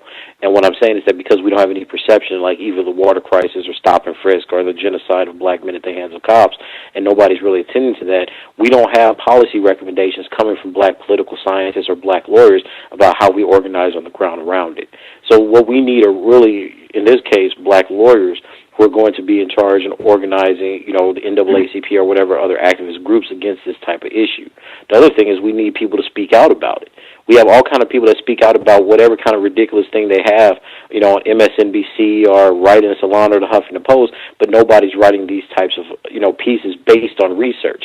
Not based on, I feel bad that Mike Brown died, but look, Mike Brown is just another example because there's a Mike Brown in Florida, there's a Michael Brown in Detroit, there's a Michael Brown in Louisiana. We're not getting that kind of coordination. And one of the things that I try to do, both on my Twitter page, my Facebook page, and in my research, and when I go out and give conferences, is I'm trying to educate people about what's actually happening, that we can't just turn our backs on them because they're black men. In my work, I call this anti-black chauvinism. So what I'm trying to suggest to people is that as a black community, we've internalized some of these kind of logics where we can say, we accept black men dying, we know they're at risk, so we're just going to do things like get them mentors or keep them off the street. That's not just the issue. The issue is that if they're on the street or they're in school, that people are still trying to kill them. And that's something that we haven't really attended to in the literature, and we have no explanations for. So it's a coordination effect. It's not just like one academic's going to come to Detroit and save the day, but it's that we need to have conversations about the problem so that we can mobilize people to do certain things. What do I do as a black man? I'm not an intellectual. I'm not a university scholar, What do we do? Do we just sit around and wait for you guys to... Oh, no. Don't ever wait for academics, no. Right. No, I would never say that, man, no. Look, the reality of the situation is that if you're in your neighborhood and this is happening, right, then there needs to be some, I know there's a preacher there or there's somebody that's organizing some of the ground roots protests around, the water shortage. This needs to be brought up in a local community forum, and that needs to try to get some kind of national attention, some kind of national play about how they're killing these black men on the ground and try to get some kind of civil rights activists or some attention there. In terms of what, academics could do, they can, assist in terms of their writing, but academics are not an activist class. So don't wait for academics, especially black academics, to do anything. If they want to help, fine, but don't wait for them to try to come in and try to save the day. I mean, that's why we have black lawyers or black politicians. You have senators, you have reps, you have those types of people to do that. That becomes an option. Worst case scenario, then you're talking about grassroots, self-defense. But I don't advocate those things lightly. But I mean, that's the reality. If you're in that type of world and you're saying, what do we do right now? Then those are going to be your options. All right. Okay. Thanks a lot, brother. No, man, I appreciate it. The person that called in, last four digits, 5497. 5497. Did you have a question for Dr. Curry? Yes. I was liking a lot of what he was saying. And the main thing of my issue with it all was, we're going to ask, does the brother think that it's more or less, as far as those who academia and the ones who's the bourgeoisie element of our communities, because we've been so long in upholding the system of white supremacy that is really the core base of why we can't get ahead, because we can't galvanize, because we have too many of those who are coming out in these marches and everything and making names for themselves and a better life for them and their immediate families and so on. And it's a big reason and problem why we can't get ahead as a people, because we have the masses out here certain people who came in the past and presented that and said that it was a mass problem. But we have others who step in the line, and they really are agents for white supremacy, and it is people getting paid off and those things. So, I mean, what can we do unless we are in the grassroots movement, you know, and involved in those, to be able to galvanize our people and let them know and to be able to weed out these parts of, or these thorns that's in our community, which is our own help in the system of white supremacy. Right. Well, look, I can't disagree with you, right? I mean, you know, like I said, the piece that I was writing today is just about that, how these black academics internalize the neoliberal system.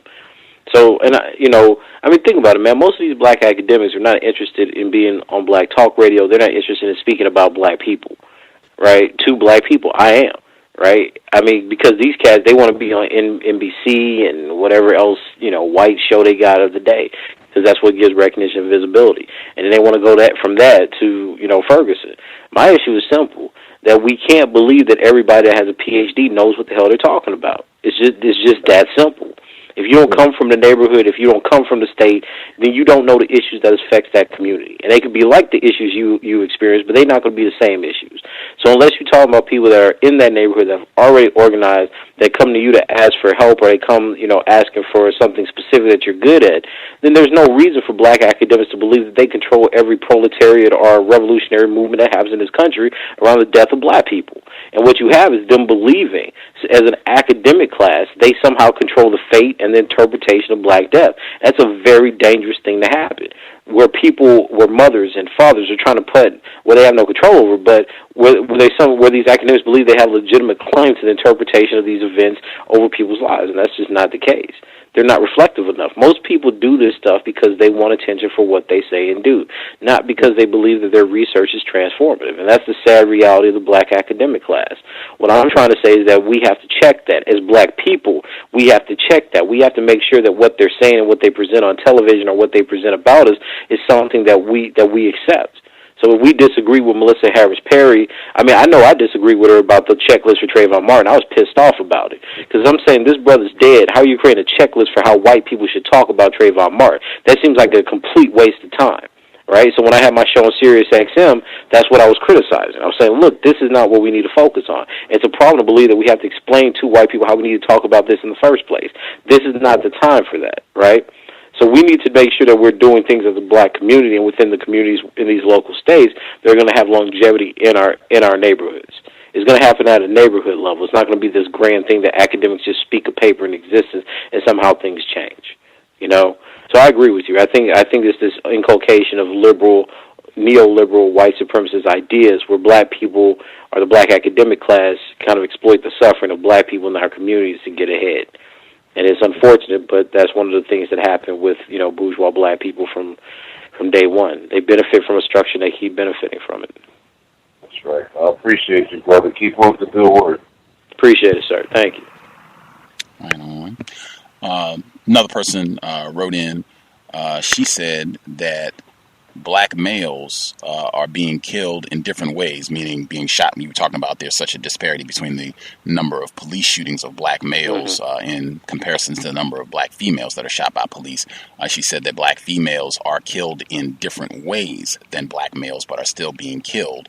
Why should that not be brought out, and why should black females be attacked or criticized for saying that we feel that our issues are not being given the same amount of attention, or not talked about, or not recognized, that we are also victims of white supremacy racism? I think I took great care to say that I don't think you should be demonized. I just said that I don't think that it's a zero-sum game. So if we're serious about talking about the deaths of black women, then I would ask, well, then why aren't we challenging black feminism or black female scholars to write about those issues like heart disease and poverty and malnutrition and obesity and residential segregation and the feminization of poverty, where black men are being killed or they're taken to jail, and it leaves the brunt of child care as well as health care on a black female who's doesn't have full-time employment but is working 2 or 3 part-time jobs, so they have no insurance, right? These are the things that majority affect black women in our most economically marginalized communities. Those then should be the subjects of study. I have absolutely no argument against that. In fact, what I'm trying to say is that that's what should be studied, right? I'm not saying that we shouldn't attend to black women being shot by police. We should.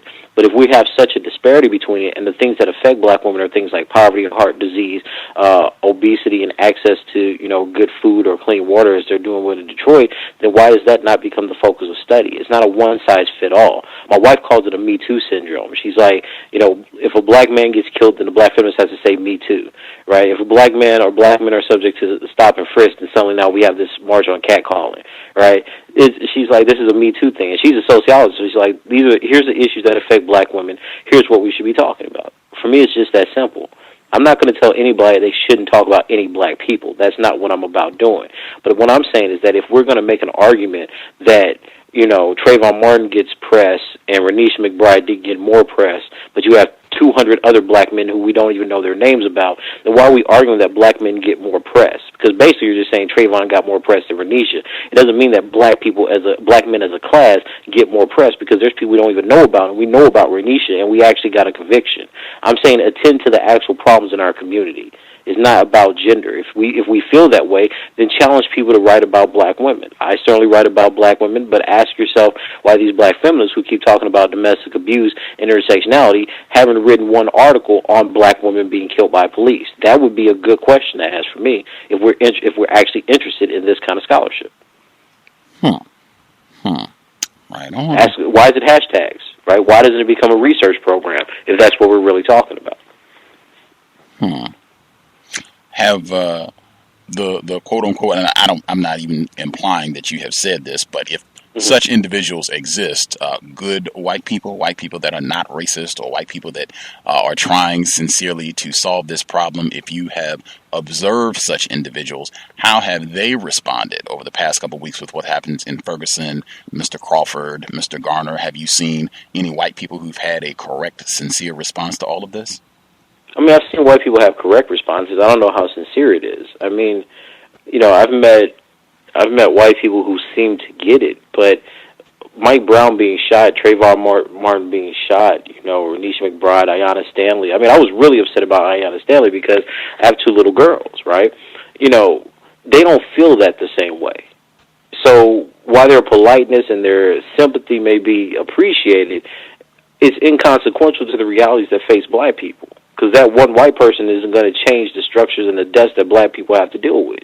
And this is what really pissed me off. When Ayanna Stanley got killed, there wasn't anybody talking about that baby. There wasn't one person. I got on Sirius XM and I waited. I was like, there's not one person talking about this baby, not one blog dedicated to this baby. And I was mad because I was like, that could have been my daughter. They came in searching for a father, ended up killing the baby, right? That's what I'm saying. This is why I'm saying that the deaths of black men can't be looked at just as their corpses, but in terms of how it affects the women and children in our lives. This is not a damn identity politic. This is about how the genocidal rage that they feel against black men is killing the black community. And people act like they just can't hear that, right? They don't criminalize a whole block because they just want to kill the black girl child. They do it because they want to kill the black man, and that baby ends up dying because of it. They don't starve the black community simply because they hate black women. They starve the black community because they don't want it to reproduce and produce more black men. So you demonize black women because they have black male babies. You sterilize them so they don't produce that black male baby. And you exploit their labor for work, or you make them suffer through poverty, but they become your bottom wage earner. Right? That's the problem, that people don't want to connect dots, and we keep having damn arguments about black women and black men and black gay men and black lesbians and black children. What difference does that make if all of them have the same life chances? You're arguing about attention. You're arguing about who gets the spotlight, but it doesn't matter because when the lights go off, they all die. And they're killed through different ways. Poverty, obesity, heart disease versus just shooting them in the head, or incarceration. Right? That's what I'm saying. That's the difference between playing identity politics and understanding actual murder. Understanding how white supremacy works to keep a whole people in a situation of colonization and depravity. Right? But that's what I'm saying. We can't wrap our minds around that kind of reality. Okay, yeah, she's still at Lashes. Did you have a question for Dr. Curry? Your line should be open. Hi, yes. Good evening. I was just listening to your guest just 2 minutes ago, and it made me think about basically the academia of people who are classified as black.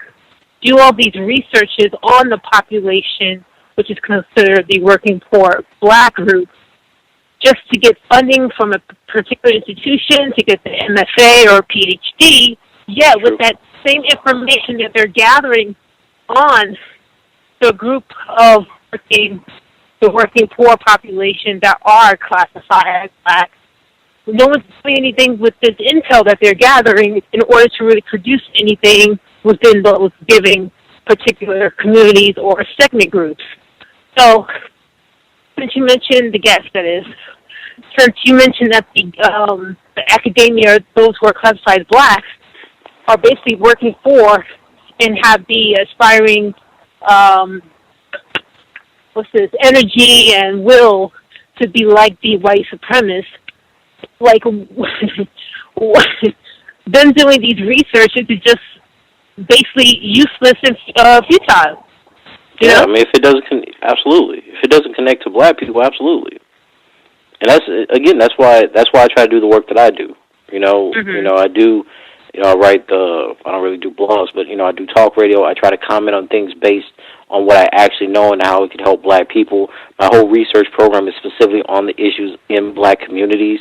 I mean, that's what I do. That's what I'm saying. Like, it's not like as a black academic I'm a miracle worker, but I try to talk about things and I try to teach my students concrete ways that they can engage the community. So when we have black teachers or we have people that's coming from education or people from sociology, I'm like, look, here's how you as a hands-on person can change this situation. Right? Here's how this theory matters to how you teach this. Here's this, how, because that's what's going to formulate a culture of people that come out that are going to be able to do things. Because, there's one guy, brilliant guy who's in my undergraduate classes, and he's being a doctor. And after he took my classes and I told him about, the different things that black men are exposed to versus black women, he's like, well, look, I'm going to work in low-income communities in black neighborhoods, black and brown neighborhoods, right? That's something that helps us, right? Because we could teach people about the problems, increase their awareness, and then they could take their passion to be a doctor and go out and help our communities. But if you're a professor that teaches them all this theory, they have no connection whatsoever, they can't feel that community, they just want to make money, then what are we producing, right? And that, for me, that's always the question.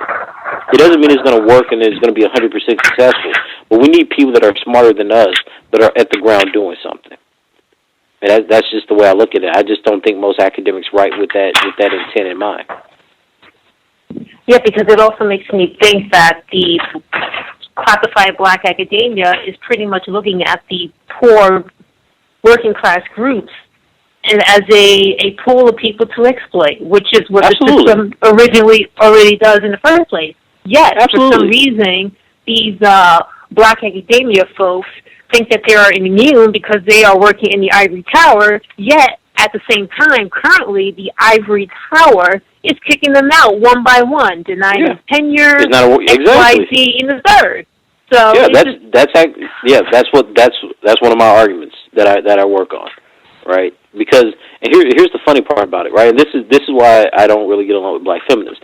It's because I say that when you talk to black women about their issues, right? Like if you go to your neighborhood, like if I go talk to my mom or my aunts, we're from Louisiana, right? Small, poor town in Louisiana. And I say, well, look, what's going on? What's affecting you? You see things like poverty, jobs, healthcare, right? These are the things that are affecting black women, right? And that doesn't mean that there's not other types of oppressions, right? Like, sexism, etc. But this is what they're saying, look, this person doesn't have this, this, and that. And then when I come back to the university and I say, well, look, here's something that, I found research on. Here it coordinates what I've talked to in this small sample. My wife does research on this. Here's how I think we should reformulate the notion of gender in relationship to racism and residential segregation. People are like, well, that's not feminist. So it doesn't. You see what I'm saying? So it doesn't matter that I've gone somewhere and listened to people. Then I've looked at their conversation next to research and found other people that say this is a problem too. Then coordinated that with a sociologist who says, yeah, this makes sense in terms of this, this, and that. And then I presented as a philosopher saying, here's why gender doesn't hold up and what we need to change. None of that matters. It doesn't meet the ideology prima facie, right? So I don't really waste my time talking to those people anymore. It's because I don't find them genuinely interested in what's happening in black communities. Right? What they have is a story about black men always being oppressors, right? And I think black men are human, so I certainly think there have been times where black men have been oppressive, I think there are times where black men beat women just because they do, because they want to feel powerful. But I don't think that's all the time. And I don't think that that's the majority of the times, because when I look at the research, it tells me something different. And I don't think that black women are always innocent. I think that black women do abuse black boys, and that creates certain types of stigmas and psychological problems so that they have misogynistic tendencies because they were abused by a black woman or a woman in their community. Or same thing with a man, right? I look at things as if things cause black people to have problems. I don't believe black people are fundamentally pathological. And what the black academic generally does is view the black working class and the black poor as a pathological group that they can study. And I'm just not willing to do that. Right, because once you say for yourself, for example, if you decide to take the approach of, okay, if I'm going to do for one, meaning study and look at the issues of black males, I must do for the other, which is also I must do the same attentive approach to the black females, because growing up, my great-grandmother always told me, like, even if it was like our birthday, because I have a brother and we're 5 years apart, so say if it was my birthday, yes, we're celebrating my birthday, but she always had a little something for my brother, and vice versa. If it was my brother's birthday, we'll make a big deal for him, but she has a little something for me. Right. Her motto was, if you're going to do for one, you got to do for the other. Exactly. That has always been her motto. That was my great-grandmother here. And I just don't understand why, well, I do understand why we haven't taken that approach, but that approach of doing for one and for the other should be cohesive and in operation in our thought, body, speech, and action on a continuum basis. Exactly. And that's why I was trying to really push that my argument isn't that we don't need to attend to black women, but we need to talk about how the deaths of black men affect black women and black families and black children. So I get to still talk about all the issues of poverty and underemployment and, black female suffering, but I do it through the relationship with the larger political issue of anti-black death. And my wife studies residential segregation and obesity in black women. So we constantly have conversations, and she's constantly talking to me about how my work in anti-black death or anti-blackness affects, residential segregation, and it mixes with critical race theory, and how that affects obesity and access to food and even nutrition for what black women cook or poor black women cook for their children. So it's not a situation where I come to it with a zero-sum logic. Unfortunately, I think that's the way that most academics do, because we don't see our ideas as having to be true. We just see them as having to be popular. And what I'm trying to get is truth. I'm trying to make sure that my theories are testable, that we can see them operating in the world. And sometimes that's hit or miss. I have to constantly think about, revise, and read more. So if that's the case, it seems to be more about what's popular. It sounds like academia, at some point in time, has turned into another vehicle of public relations, pumping propaganda. Now actually doing, say, a scientific approach of, okay, this is my theory, this is my lab where I'm going to experiment on my theory and see what actually produced from XYZ. You understand what I mean? Yeah. Well, philosophers humanist scientists don't really do that, but I think that's why we think we need to be interdisciplinary, so we can't just keep making up stuff and acting like we don't have to test it. And I think the social sciences are much better at that. But, yeah, you're right, though. It becomes a big PR fest. Everybody has to be intersectional. Everybody has to dismiss the civil rights movement or the Black Panther movement being safe. There's like these tropes that everybody has to believe in, right? You have to believe that black women are the most oppressed, right, even though they get more degrees and X, Y, and Z. Like, there's just no nuance. These are just things you have to believe. And if you don't believe that, right, then suddenly you become a bad person, or you're misogynist, or you're sexist, or you're patriarchal, or X, Y, and Z, right? So, and you just kind of accept that. If you're going to do this type of work, you just accept that's how people are going to view it. So, I have tenure, luckily, so it really just doesn't bother me at this point. I just choose to talk to certain people and not talk to certain people. What I care about is when, I go on radio shows or when I write a piece and people email me and say, look, that made a lot of sense, here's what happened to me, and I started having those dialogues. That's what matters to me, because that means that people can read my work is accessible, and they're like, hey, I'm going to use this to teach this class, or a debater says, hey, I'm going to use this in a debate round to educate people about this issue. That's what matters to me, because that means that black people are looking at that and it's changing the way they think. And then when you have relations, because I talk to pretty much everybody that emails me. So I was like, so that means then that they're actually employing and deploying that knowledge to serve the interests of black folk. The other stuff is just, It's an academic circle jerk. People want to be loved by other people, and that's fine because I understand that's how you advance in it. But that's not going to help black people. And the problem is that we have so many theories that fly around. What we don't do is have a conscious philosopher or theorist that's trying to marry that to what our social scientists and our psychologists and our lawyers are really doing. So that's what I try to do. Thank you very much. No, thank you. Thank you. The person that dialed in, last four digits, 8278. 8278. Did you have a question for Dr. Curry? Yes. Greeting, Gus. Greeting, Dr. Tommy Curry. Hey, sir. How you doing? I'm great. One of my favorite guests on the Cows. On your last appearance on the Cows, part 2, or maybe part 1, and this isn't verbatim. You mentioned, contrary to popular belief, admixtures were around before colonization. I was hoping you could give us an idea of that worldwide, specifically in this part of the world. Oh, yeah. I think, if I remember correctly, I would have been citing Du Bois of the Negro, 1915, where he was talking about migration and racial admixture was a common part. So in that part of the book I was talking about, all he's talking about is that before there were nation-state boundaries, people moved freely. There was a freedom of movement. So you expected racial and cultural intermixing. There's Van Sertima writes about that, about Africans here, where he talks about how they mix with indigenous folk in North America and South America. But the idea was that before you had strict racial taxonomies where one race was pure and perfect and the other one was degraded and inferior, you didn't have this kind of phobia, or you certainly didn't have a Negrophobia, but you didn't have this kind of phobia that if races or ethnicities or cultures mixed, that was somehow going to destroy or, degrade the other race, because there was no hierarchy. They represented their own culture. So I think what Du Bois was getting at was that white supremacy really started this whole notion that you can have racial degradation if you marry or reproduce with an allegedly inferior race. Yeah, okay. You said something that just really resonated with me as far as Africans coming over here. There's a lot of evidence out there. I mean, you basically got two stories. I mean, Du Bois aside, you got these white writers, authors overseas, and in some cases here, talking about how the people here were actually melanated people. And,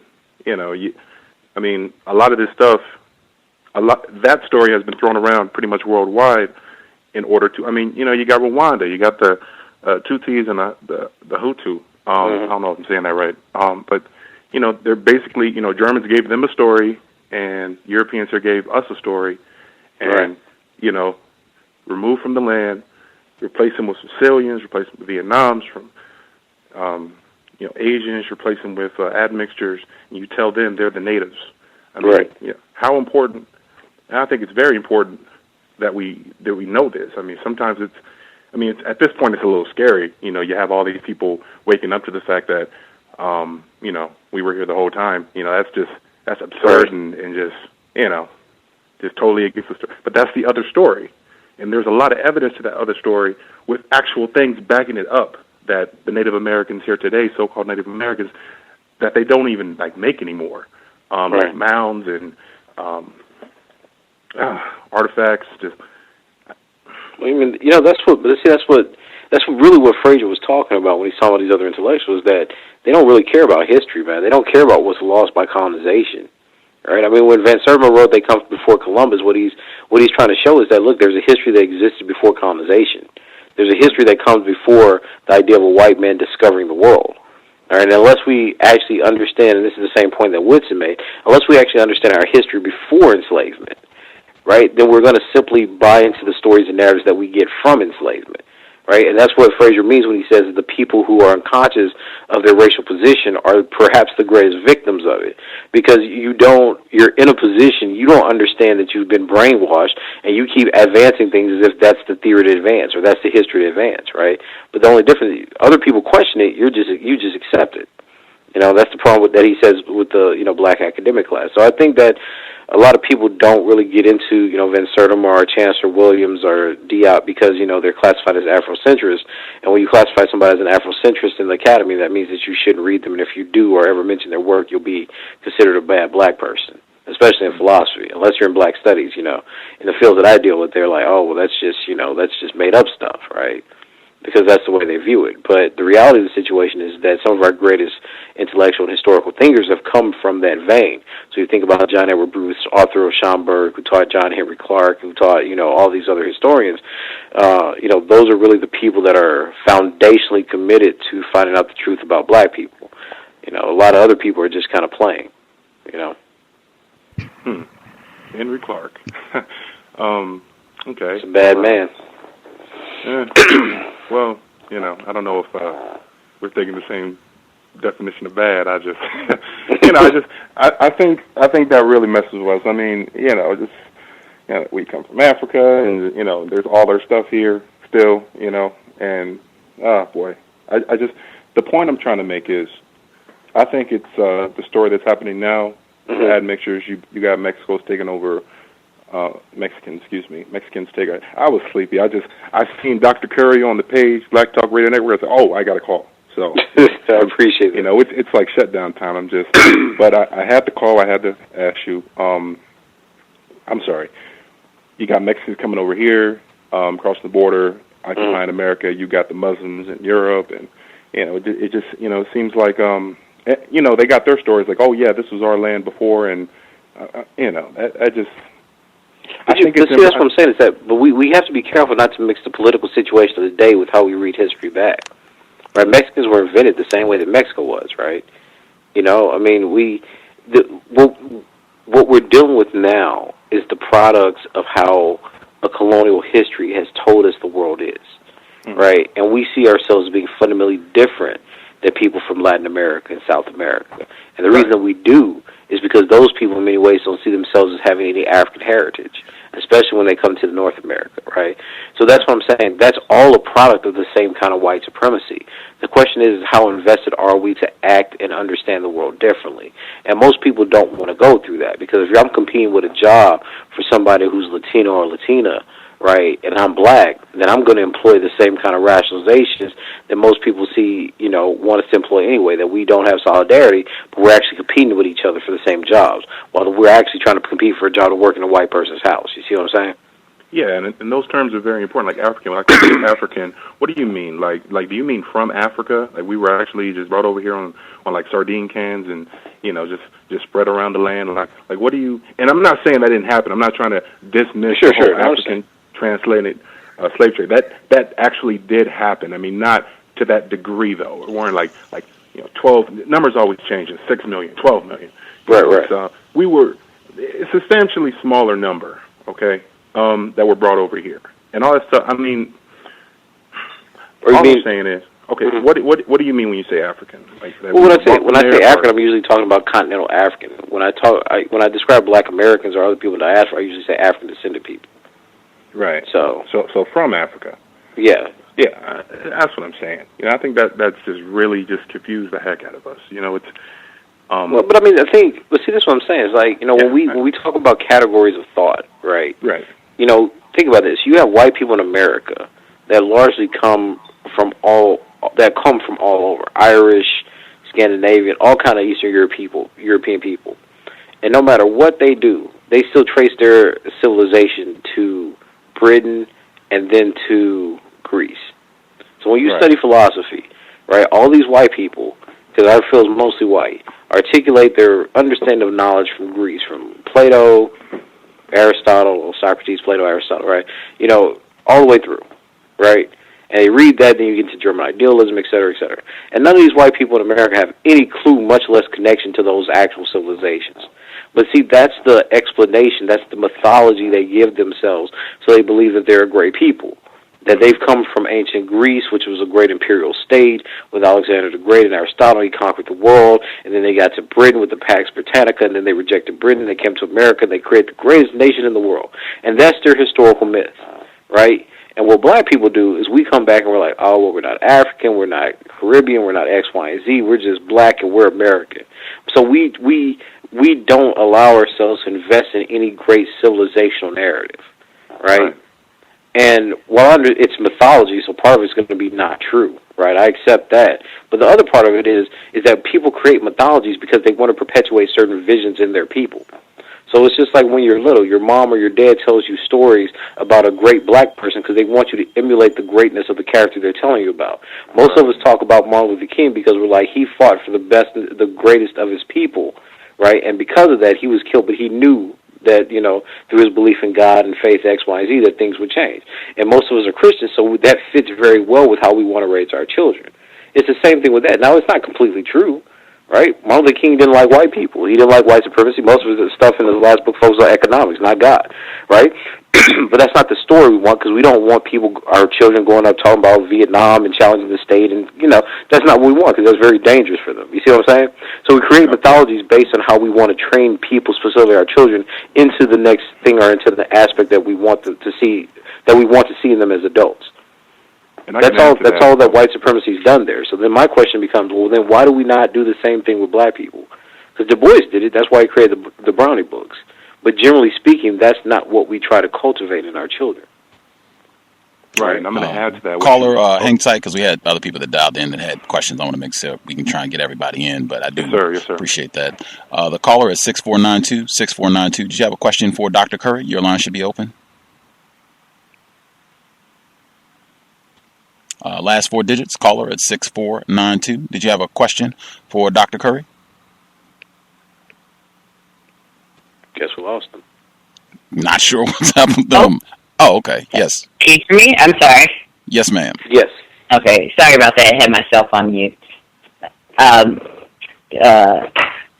find what you're talking about fascinating, especially, you know, when you discuss, you know, all the work you've done. And I know Gus has done a lot of work, and, you know, Dr. Welsing, Mr. Fuller, Dr. Anderson, and I think you even hinted at this, that everything is disconnected.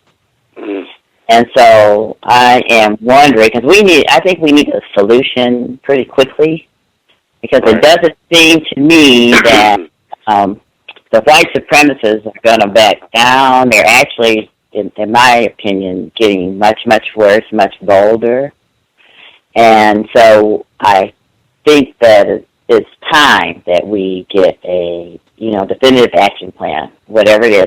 And I don't know where we're going to get funding, you know, because I kind of doubt that they're going to help us. And I know that I'm certain that they will do everything they can to hinder us in every possible way. A lot of the things that you've talked about, the things that we saw in Ferguson, that, you know, they were sending provocateurs in there to cause trouble.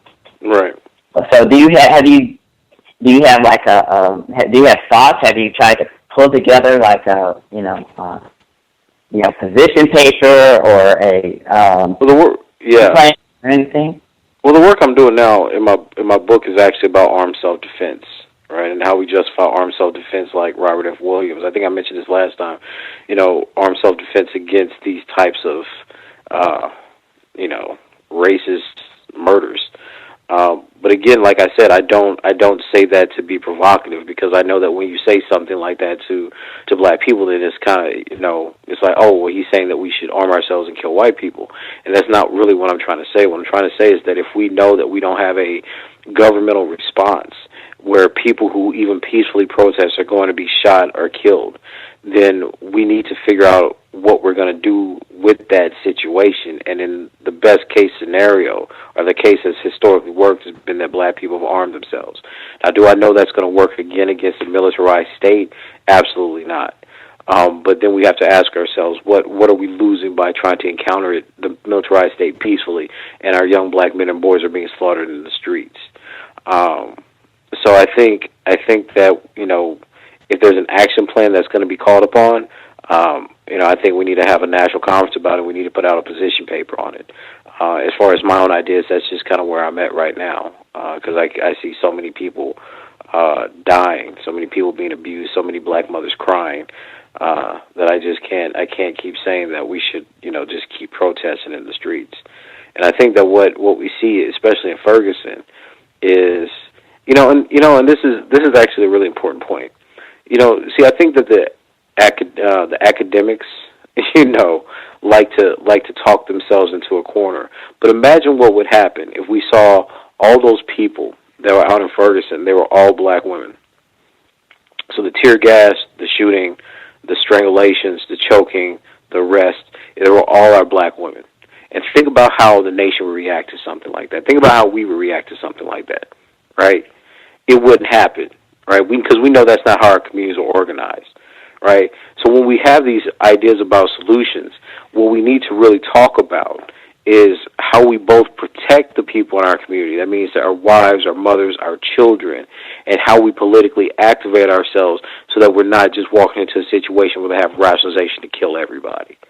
Because we see what they do to our women. They beat them up. They incarcerate them. They molest them, right? We see what they do to our men. They kill them. They give them no dignity and leave their bodies out on the streets. If that's the situation that we're confronting, then we can't pretend that us just putting more black bodies in the streets are not going to be subject to more abuse. You see what I'm saying? Yeah, absolutely. So, and that's what I'm saying. That's what bothers me, is that, I'm fine with us saying that we could riot. I'm fine with us saying that we could justify looting because, I'm not saying I personally advocate it, but I'm saying if that's how the argument's going to go, that's fine. But what do you do when the police roll up and start shooting those bodies? Like, that's the thing that upsets me. Like, what? Nobody gets to the next step. Like, what happens if the police roll up? Like, I've seen all these celebrities that have gone to Ferguson, and I'm saying, so what if these police come up because, they're pointing guns at you already? Do you just think you're that different that they won't shoot you? Like, what if they say, what if they raid like they did the Dream Defenders and raid the church? Well, they just raid everything, and these academics, they just start killing people. Right? And they say they spin a story. Like, what? I'm always wondering, because I see these people talking all this noise on Twitter, and there was actually a story that they broke out that said that the cops said, look, if you move, I'm gonna kill you. And these academics were down there, and people were like, well, this is the scariest I've been. But I'm like, but black men go through this every day. Like, it was a woman talking, but I was like, I've had 2 guns. I had a P-cone on the chessboard on my back in Chicago. 2 guns. Dude had a gun. Cop put a gun right in my window, made me get out, patted me down. The guy was locked on me. I could have died then, right? And I had to stay calm, right? Despite the fact thinking that I could literally die right now, right? Like, what are we doing to train people to be able to work under those kind of stresses? Because that doesn't mean you go from your classroom to Ferguson and say, oh, I'm trained and I'm ready. Because in the civil rights movement, they had to train people. They had to desensitize them to that kind of stress. You see what I'm saying? But you see what I'm saying? But we're not doing any of that. We just telling people, go show up, tweet, observe, protest. It makes no sense to me. It makes absolutely no sense to me. That's what I'm saying. We're not really prepared to deal with death. So that's why I'm saying that if we come up with a program, it's going to have to involve some form of self-defense. And if it doesn't involve that, then we have to be ready to say that we're going to sacrifice people's lives to try to get justice in this country, which was what we did in the 60s and 70s. Right, absolutely, and I kind of saw that it's almost like we were sending sheep to slaughter, exactly. Going down there, because actually, I'm on the web quite a bit, and I have a lot of right-wing followers, and I have no idea why, but they've been tweeting about race war, and they were going berserk. They thought they were finally ready for their little race war, and it's like, look, we have issues, but we're not quite that stupid. We know that there's 300 million of you guys with guns, so. Right, but that's what they're training for, right? Look at when Zimmerman got killed. You had white militias saying that they're coming to protect George Zimmerman. Yeah. You see, that's what I'm saying. That's what I mean when I say we don't have a real grasp on the situation. Right? Yeah, we have white populations that all they do is fight about gun rights and want to be able to carry their gun. I had a student do his dissertation. Todd Couch did a dissertation on the kind of psychology behind why they want to carry their guns. He did qualitative interviews with like 2 or 3 different chapters of people for the conservative gun movement, and it found that across the board they believed they were readying themselves to fight against black men. So you have a whole movement in this country about guns rights that's really code for fighting against black men. And then you're surprised that all these black men are dying. Because there's a culture that is telling you they're the danger. So then black people get up and say, well, we're going to go march on X, Y, and Z, not even thinking that you're dealing with rational white people. Like, this is not an issue where white people are going to say, wow, they really gave their lives, now we're going to support them. We see the exact opposite. That black people go and get shot, and white people say, let's fund the person that shot them. So my question is, are you banking on white people's moral consciousness, or are you just walking into a situation because you just want your 10 minutes on TV? Because I don't understand. If white people aren't going to morally change, then what are we doing? Mm-mm. No, because they're there. You should see. I don't know if you've been following, like a lot of the comments on the articles, and how much money they raised for the cop that killed the child. Absolutely. What got me upset is when I saw that police chief give that press conference filled with nonsense. There was no way that child would have been dead if what he said was true. Exactly. No way, because he would have had. He would still had the gun, right? Right. So why? Right, but why there's an argument over what happened? They're still tweeting at me right now. I just had to take a break from them, but that's why we need a plan. We need to look at reality, not what we think it should be, not what we've been taught it should be, but what it really is. These people care nothing for us and would not hesitate to take any of us out of here in a heartbeat, because they believe we're the cause of all their problems. Exactly. Even the so-called Christian ones, and those are the worst ones on internet. Yeah, but again, this is what I'm saying, that if we're going to develop a plan of action, it has to be based on the fact that we're dealing with a very real problem and a very real homicidal rage that affects, that kills black men and affects the whole community. So until we get our heads around that, then I don't think that we're going to have any effective thing, because, again, like I said, we have people making arguments about why they're not going to march for dead black men simply because they didn't get their political will of the day. Right. You're not going to build solidarity around that. Yeah, I mean, it's silly. Yeah, honestly, you got to think about how silly this is. Well, they don't support domestic abuse, so they don't think we should be part of My Brother's Keeper. That means they disagree with you, right? Mm-hmm. We can disagree about policies, right? I can say I think that because black women graduate, from college at a higher rate, that maybe this isn't the first thing we should focus on. Not saying it's not important, but maybe it's not. Maybe I just disagree with you about that issue. But because I disagree with you about this issue, despite how strongly you feel about it, this person gets shot in broad daylight or gets choked to death in broad daylight. We're not going to organize around that because I disagree with you about something completely different.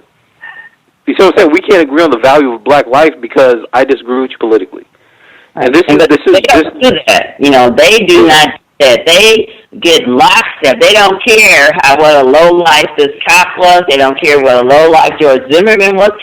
And there was issues about whether he was really white or not. Didn't care. They stepped right in line. Exactly, and that's the difference.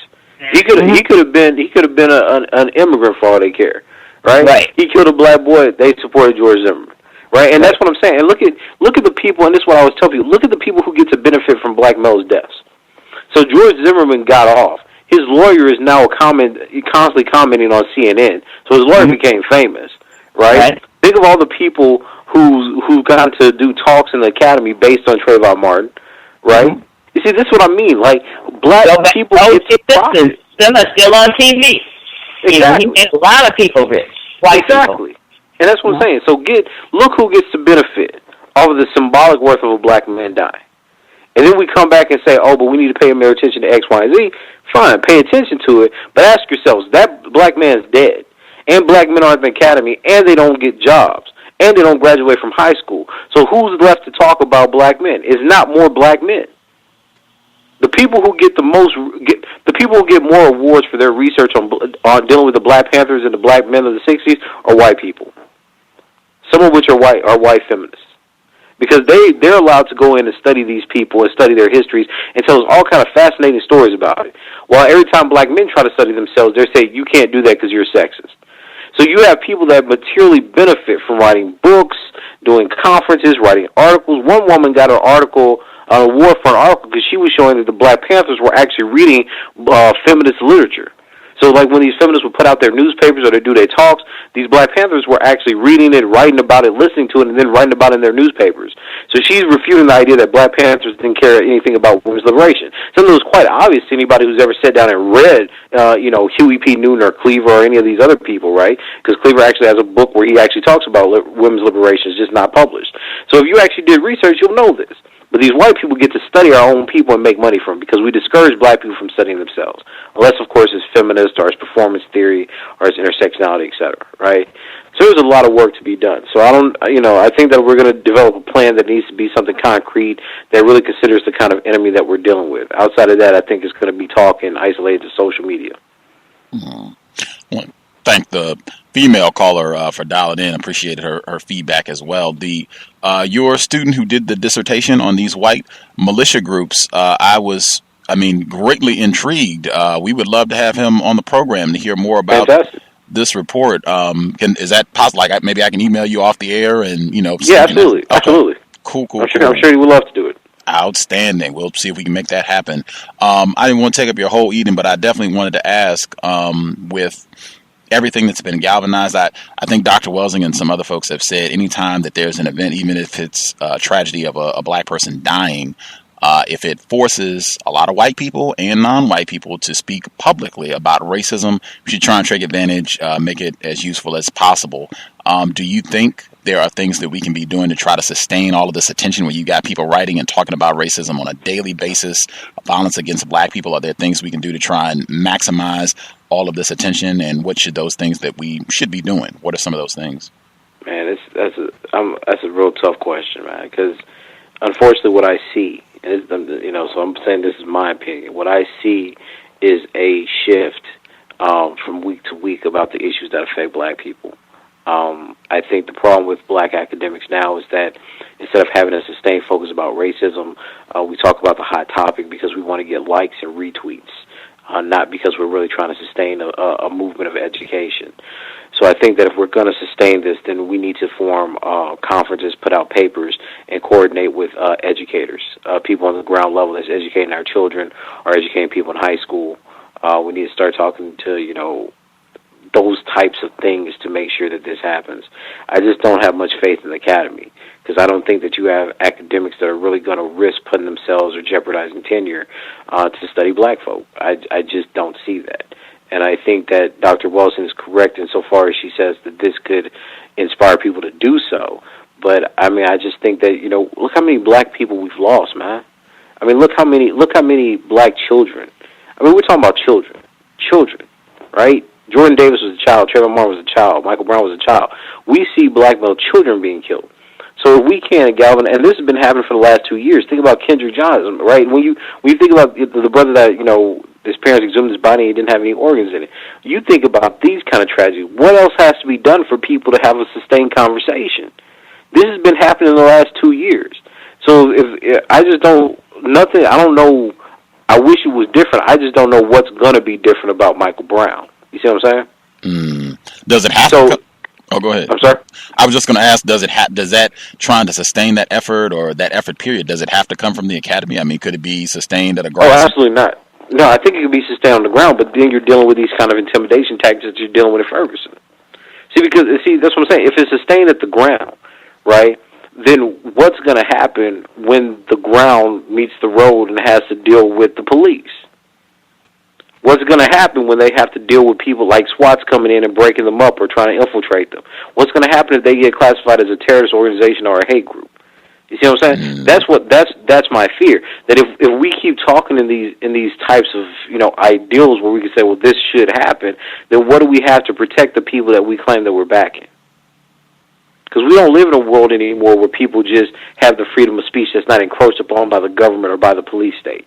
We don't live in a world where they won't send a drone over Ferguson, Missouri to find out what people are doing or tap their phone or take all their cell phone data. We live in the exact opposite world of that. This is what Huey Newton was talking about in War Against the Panthers in 1980. We live in a world where we're pretending that it's a civil society, but it's really undergirded by surveillance programs that are for infiltrating and trying to find out everything they can about us, largely to exterminate us or de-radicalize any kind of move we have against them. So we're living in that world, and we need to have a very different political theory about how we're going to engage white supremacy. And that's what I mean when I say that these things don't have any attention, because we don't know how to engage white supremacy and repression in a world of militarism and covert operations where people know everything about us, right? So how do we sustain a movement in a world that's specifically designed to make sure that that movement can't happen?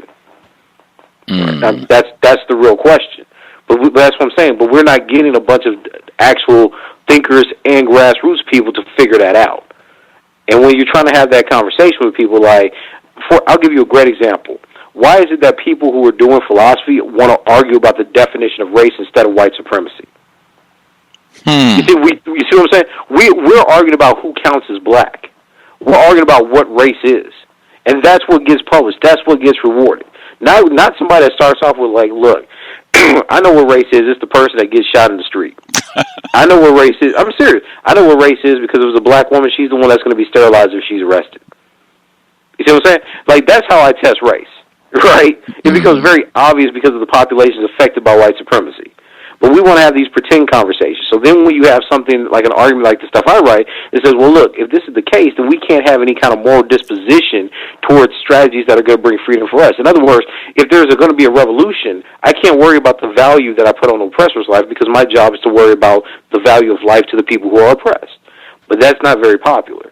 But I was like, but this is how we do just war theory. This is how we understand the notion of the contract, right? The value of the person who's giving versus, the exchange determines the value of the person as I perceive them, right? You don't value the people that's buying for you the same way that you value the people that you buy from, that you depend on. That's the way that it works. But yet, anytime you put that in the logics or the calculus of revolution, somehow now black people are morally bad. We don't want to recreate the structures of our oppressor. What the hell does that mean if we're oppressed?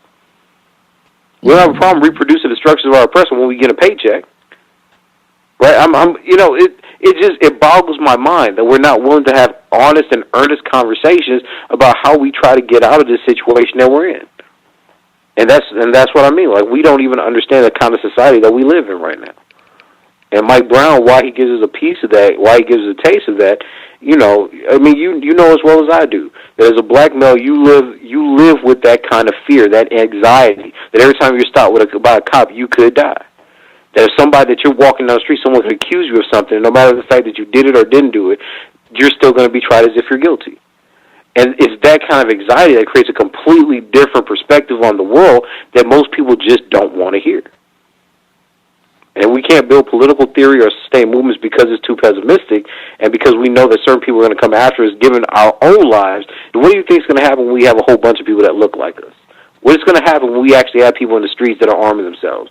What happens when we have people that are standing up to the police? It's going to be much worse than Ferguson. Ferguson had cameras on them. What happens when those cameras aren't there? Ferguson had people tweeting about them. Ferguson had people that were there, didn't say Twitter. What are you going to do when the FBI shuts off, or Apple or Facebook or whoever shuts off all the cell phones because you're in police radius? You see what I'm saying? Like, we're not even prepared for those types of strategies, even though we read about them every day. Given the truth of what you just shared, I said about almost 2 weeks ago now, I said with this case, Darren Wilson is no question. I think there were some white people, a significant portion, who did not accept George Zimmerman as white. This case is even stronger. Darren Wilson, photos I've seen, undeniably, this is a white man. And he's a cop. Exactly. He's not a neighborhood watchman. He is an enforcement officer. I find it highly unlikely that he's even going to be indicted. I hear people talking about the trial. I just keep saying, I don't think it's going to get that far. I don't think he's going to be indicted. You've already seen white people raise all this money and everything else, and the spin that they're putting on it, that Michael Brown was some sort of criminal thug and what he had in his system, and he robbed this store and all this. I just don't see that happening. And I've been thinking, okay, so if he is not indicted, and they've even been asking some black people, because they've even presented, I've heard this in the media, where they've said, hey, most of the time, if an enforcement official kills someone, they don't get indicted. Most of the time, they don't get convicted. Amadou Diallo, nobody got convicted. Even, I think, Honest Stanley Jones, I don't think anybody got convicted for that. That's pretty typical. And they said, so what are you all going to do if Officer Wilson is not indicted? And they said, man, we'll be out in the streets. And just given what you said, Dr. Welsing, she was here this weekend, she said, I think, and particularly your student, his dissertation, she said, I think racists want black people to riot, then they'll have an excuse to go out and do more black browns. Exactly. And that's my fear. That's what I'm saying. That's my fear. That's why I tell people, it's like, look, I'm not going to say that we shouldn't exercise our constitutional rights. I'm just going to say, if you understand that you're dealing with people who are fundamentally not respecting the Constitution, then you should have a plan B. You see what I'm saying? And that's what frustrates me about these conversations, is that we're not talking about a plan B. We're not actually engaged in the situation like we believe we could be Mike Brown. See, we're engaged in a situation like Mike Brown was a victim of somebody's bad decision. Not that the system is set up to make sure that there's going to be more Mike Browns. And that's why when I see all these academics going down there, they're saying, "Oh, we're showing solidarity." I was like, "No, I know what you're showing. You're showing your desirability to be there and to be noticed for being there, because you're not an activist.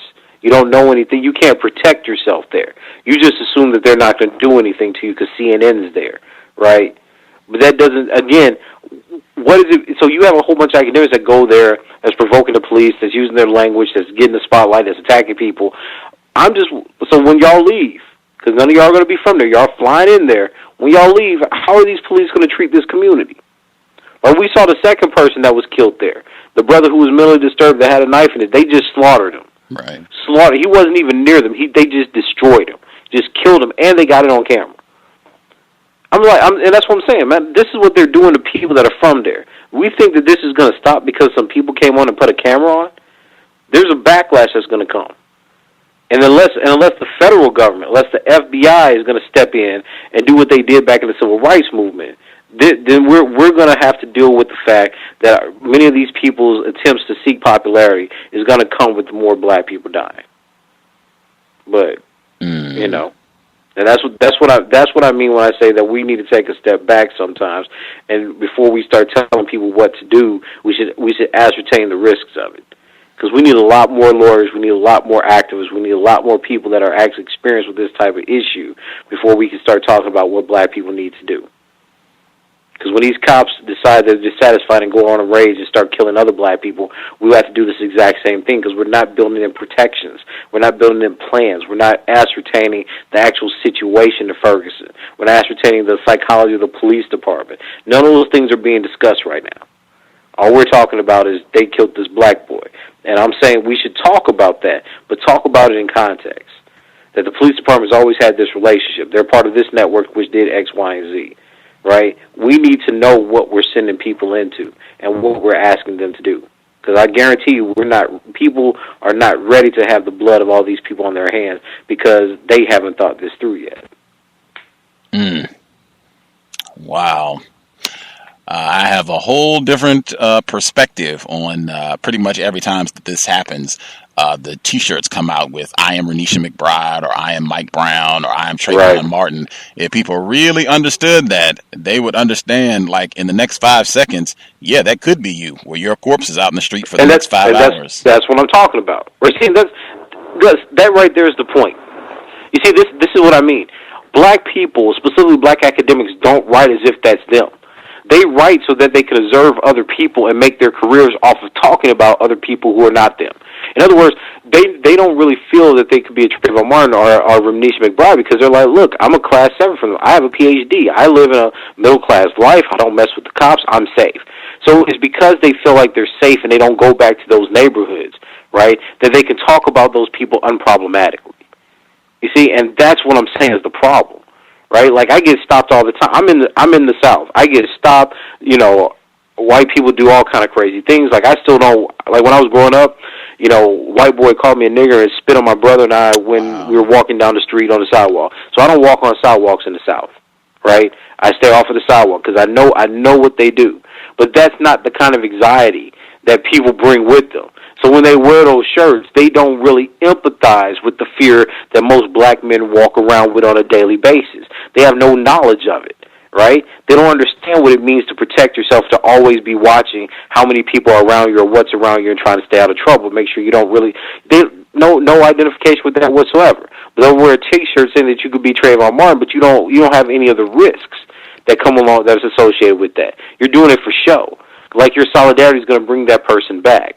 We need to show solidarity, but we need to bring solidarity to a realistic playing field. Not where we buy shirts, but where we're talking about, here's a program of study. Here's what it means. Here's what I'm working with a lawyer. Here's what this lawyer's going to say. Here's the long-term vision. Here's the short-term vision. Here's how we're interacting with these people. That needs to be the conversation. And that doesn't happen overnight.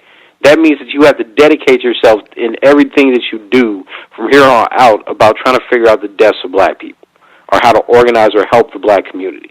And that's not everybody's first sentiment. That's just the reality of it.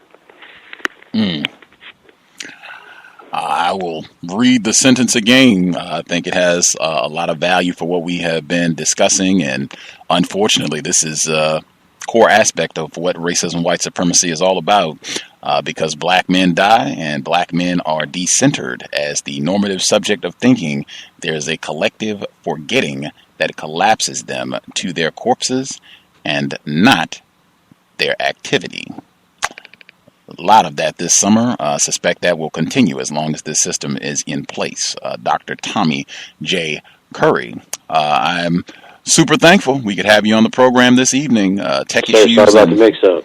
No apologies needed. I'm sure listeners appreciated us hanging out and being here when you dialed in so that we could have the program. I will drop you that email this week about your student. Love to have him on the program to hear about his dissertation. So just be on the lookout for that, and please continue your great scholarship. I know a lot of the listeners are big fans of your work. They always look forward to hearing you on the program. We definitely will look forward to having you back on the program in the near future to resume the conversation. Thank you, sir. I appreciate it. Absolutely. Enjoy the rest of your evening, and we will speak soon, Dr. Curry. All right, sir. Thank you. Yes, sir. Context of White Supremacy. We will be back tomorrow. We will have Dr. Charles Hayden, professor, New York. As I said, he was interviewed by NPR to talk about the riots that took place in Harlem the summer of 1964 after a black teenager was shot and killed, 15 years old, by NYPD. They rioted, quote unquote, for about 6 days. They had him on, I think the piece aired the day that Eric Garner was choked to death. Now, I could be in error about that. It was either the day of or the day before, but it was almost 50 years to the day that this teenage black child was shot and killed, that Eric Garner was choked to death. I emailed him to have him on because I was like, oh, wow, I didn't know anything about this incident either. So to talk about his recollections of that, because he had a lot of vivid memories of exactly what Dr. Tommy Curry just said, armed white brutes with badges and guns and batons roaming the streets in this black residential area in New York, Harlem, and beating, bludgeoning, arresting black people at will with impunity for about 6 days. And I wanted to have him on to get that, and then adding on top of that what happened with Eric Garner. Then all of this happened. He didn't get back in touch with me until about a week ago, but he, said he'd be down to come and chat with us. And wow, now the conversation has expanded mightily. It will be interesting to hear his perspective on these issues, since he's old. When I say people are older, he's older than I am. He's significantly older than I am, so he's older. But to hear his thoughts, since he has seen this sort of thing time and time again, the response, and how we go about talking about dealing with these incidents. Again, Dr. Charles Hayden. I think you can look online and see some of the reports that he's written about what happened with the 1964 riot. And he might even have some current thoughts on what happens in Ferguson and what's happened, the march they had in New York this past weekend over Mr. Garner's death and the other numerous instances. But that'll be tomorrow, same program time, 8 p.m. Eastern, 5 p.m. Pacific. Mr. Norm Stamper will be with us on Thursday, normal broadcast time, 8 p.m. Eastern, 5 p.m. Pacific, white male and former chief of the Seattle Police Department. Very much looking forward to hearing what he has to say about these events, what Dr. Welsing shared on Sunday, and why the most crucial aspect of his book, in my opinion, was completely omitted from CNN's interview with him last week. But we'll be on every day this week. Stay tuned. If you have confusion, questions, problems, concerns, feel free, drop an email, untiljustice@gmail.com. Untiljustice@gmail.com. We are on Twitter @untiljustice.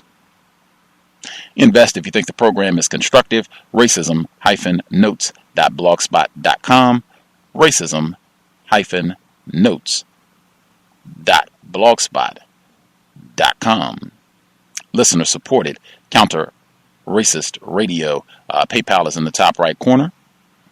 If you are not feeling PayPal, drop me an email and we should be able to nab a mailing address if you would feel more comfortable investing that way. Thanks to all the folks who have supported us and kept us on the air for 5+ years. Again, we'll be back in about 24 hours. Thanks for everyone who chimed in. One of our tweeters said, I think that black life is studied to document the success of policies that keep us poor, uneducated, etc., and tweaked accordingly. I totally agree. White people are not ignorant. They are scientific in their study and practice of white supremacy, racism. But we will be back tomorrow. Again, Dr. Charles Hayden. Thanks, everyone, for tuning in, and thanks for being patient. Myself included. Always say that at the end of the program. Be patient. It took a little patience for today's program. I'm glad we were on and hanging out. If we hadn't been hanging out for Dr. Curry to chime in, program wouldn't even have happened. So thanks to the folks who were patient, hanging out, listening in before he arrived. And thanks for Gus as well for being patient, because we wouldn't have had a program to begin with. Creator, we ask that you help us be honest about our predicament under the system of racism, white supremacy. Help us be truthful about the fact that whites are not ignorant about racism, white supremacy. They have no regard for black life, black males, black females, black children. They have no regard for black life. Let that infuse our thoughts, speech, actions, and emotions at all times in all areas of people activity. Help that truth propel us towards a permanent solution to this problem. Racist man, racist woman, racist child, the system of white supremacy. It has been time. Produce justice immediately. Context of White Supremacy signing out. Thanks all for tuning in. I'm a victim, brother. You're a victim. I'm a victim of 400 years of conditioning. Shut up. The man has programmed my conditioning. Even my conditioning has been conditioned.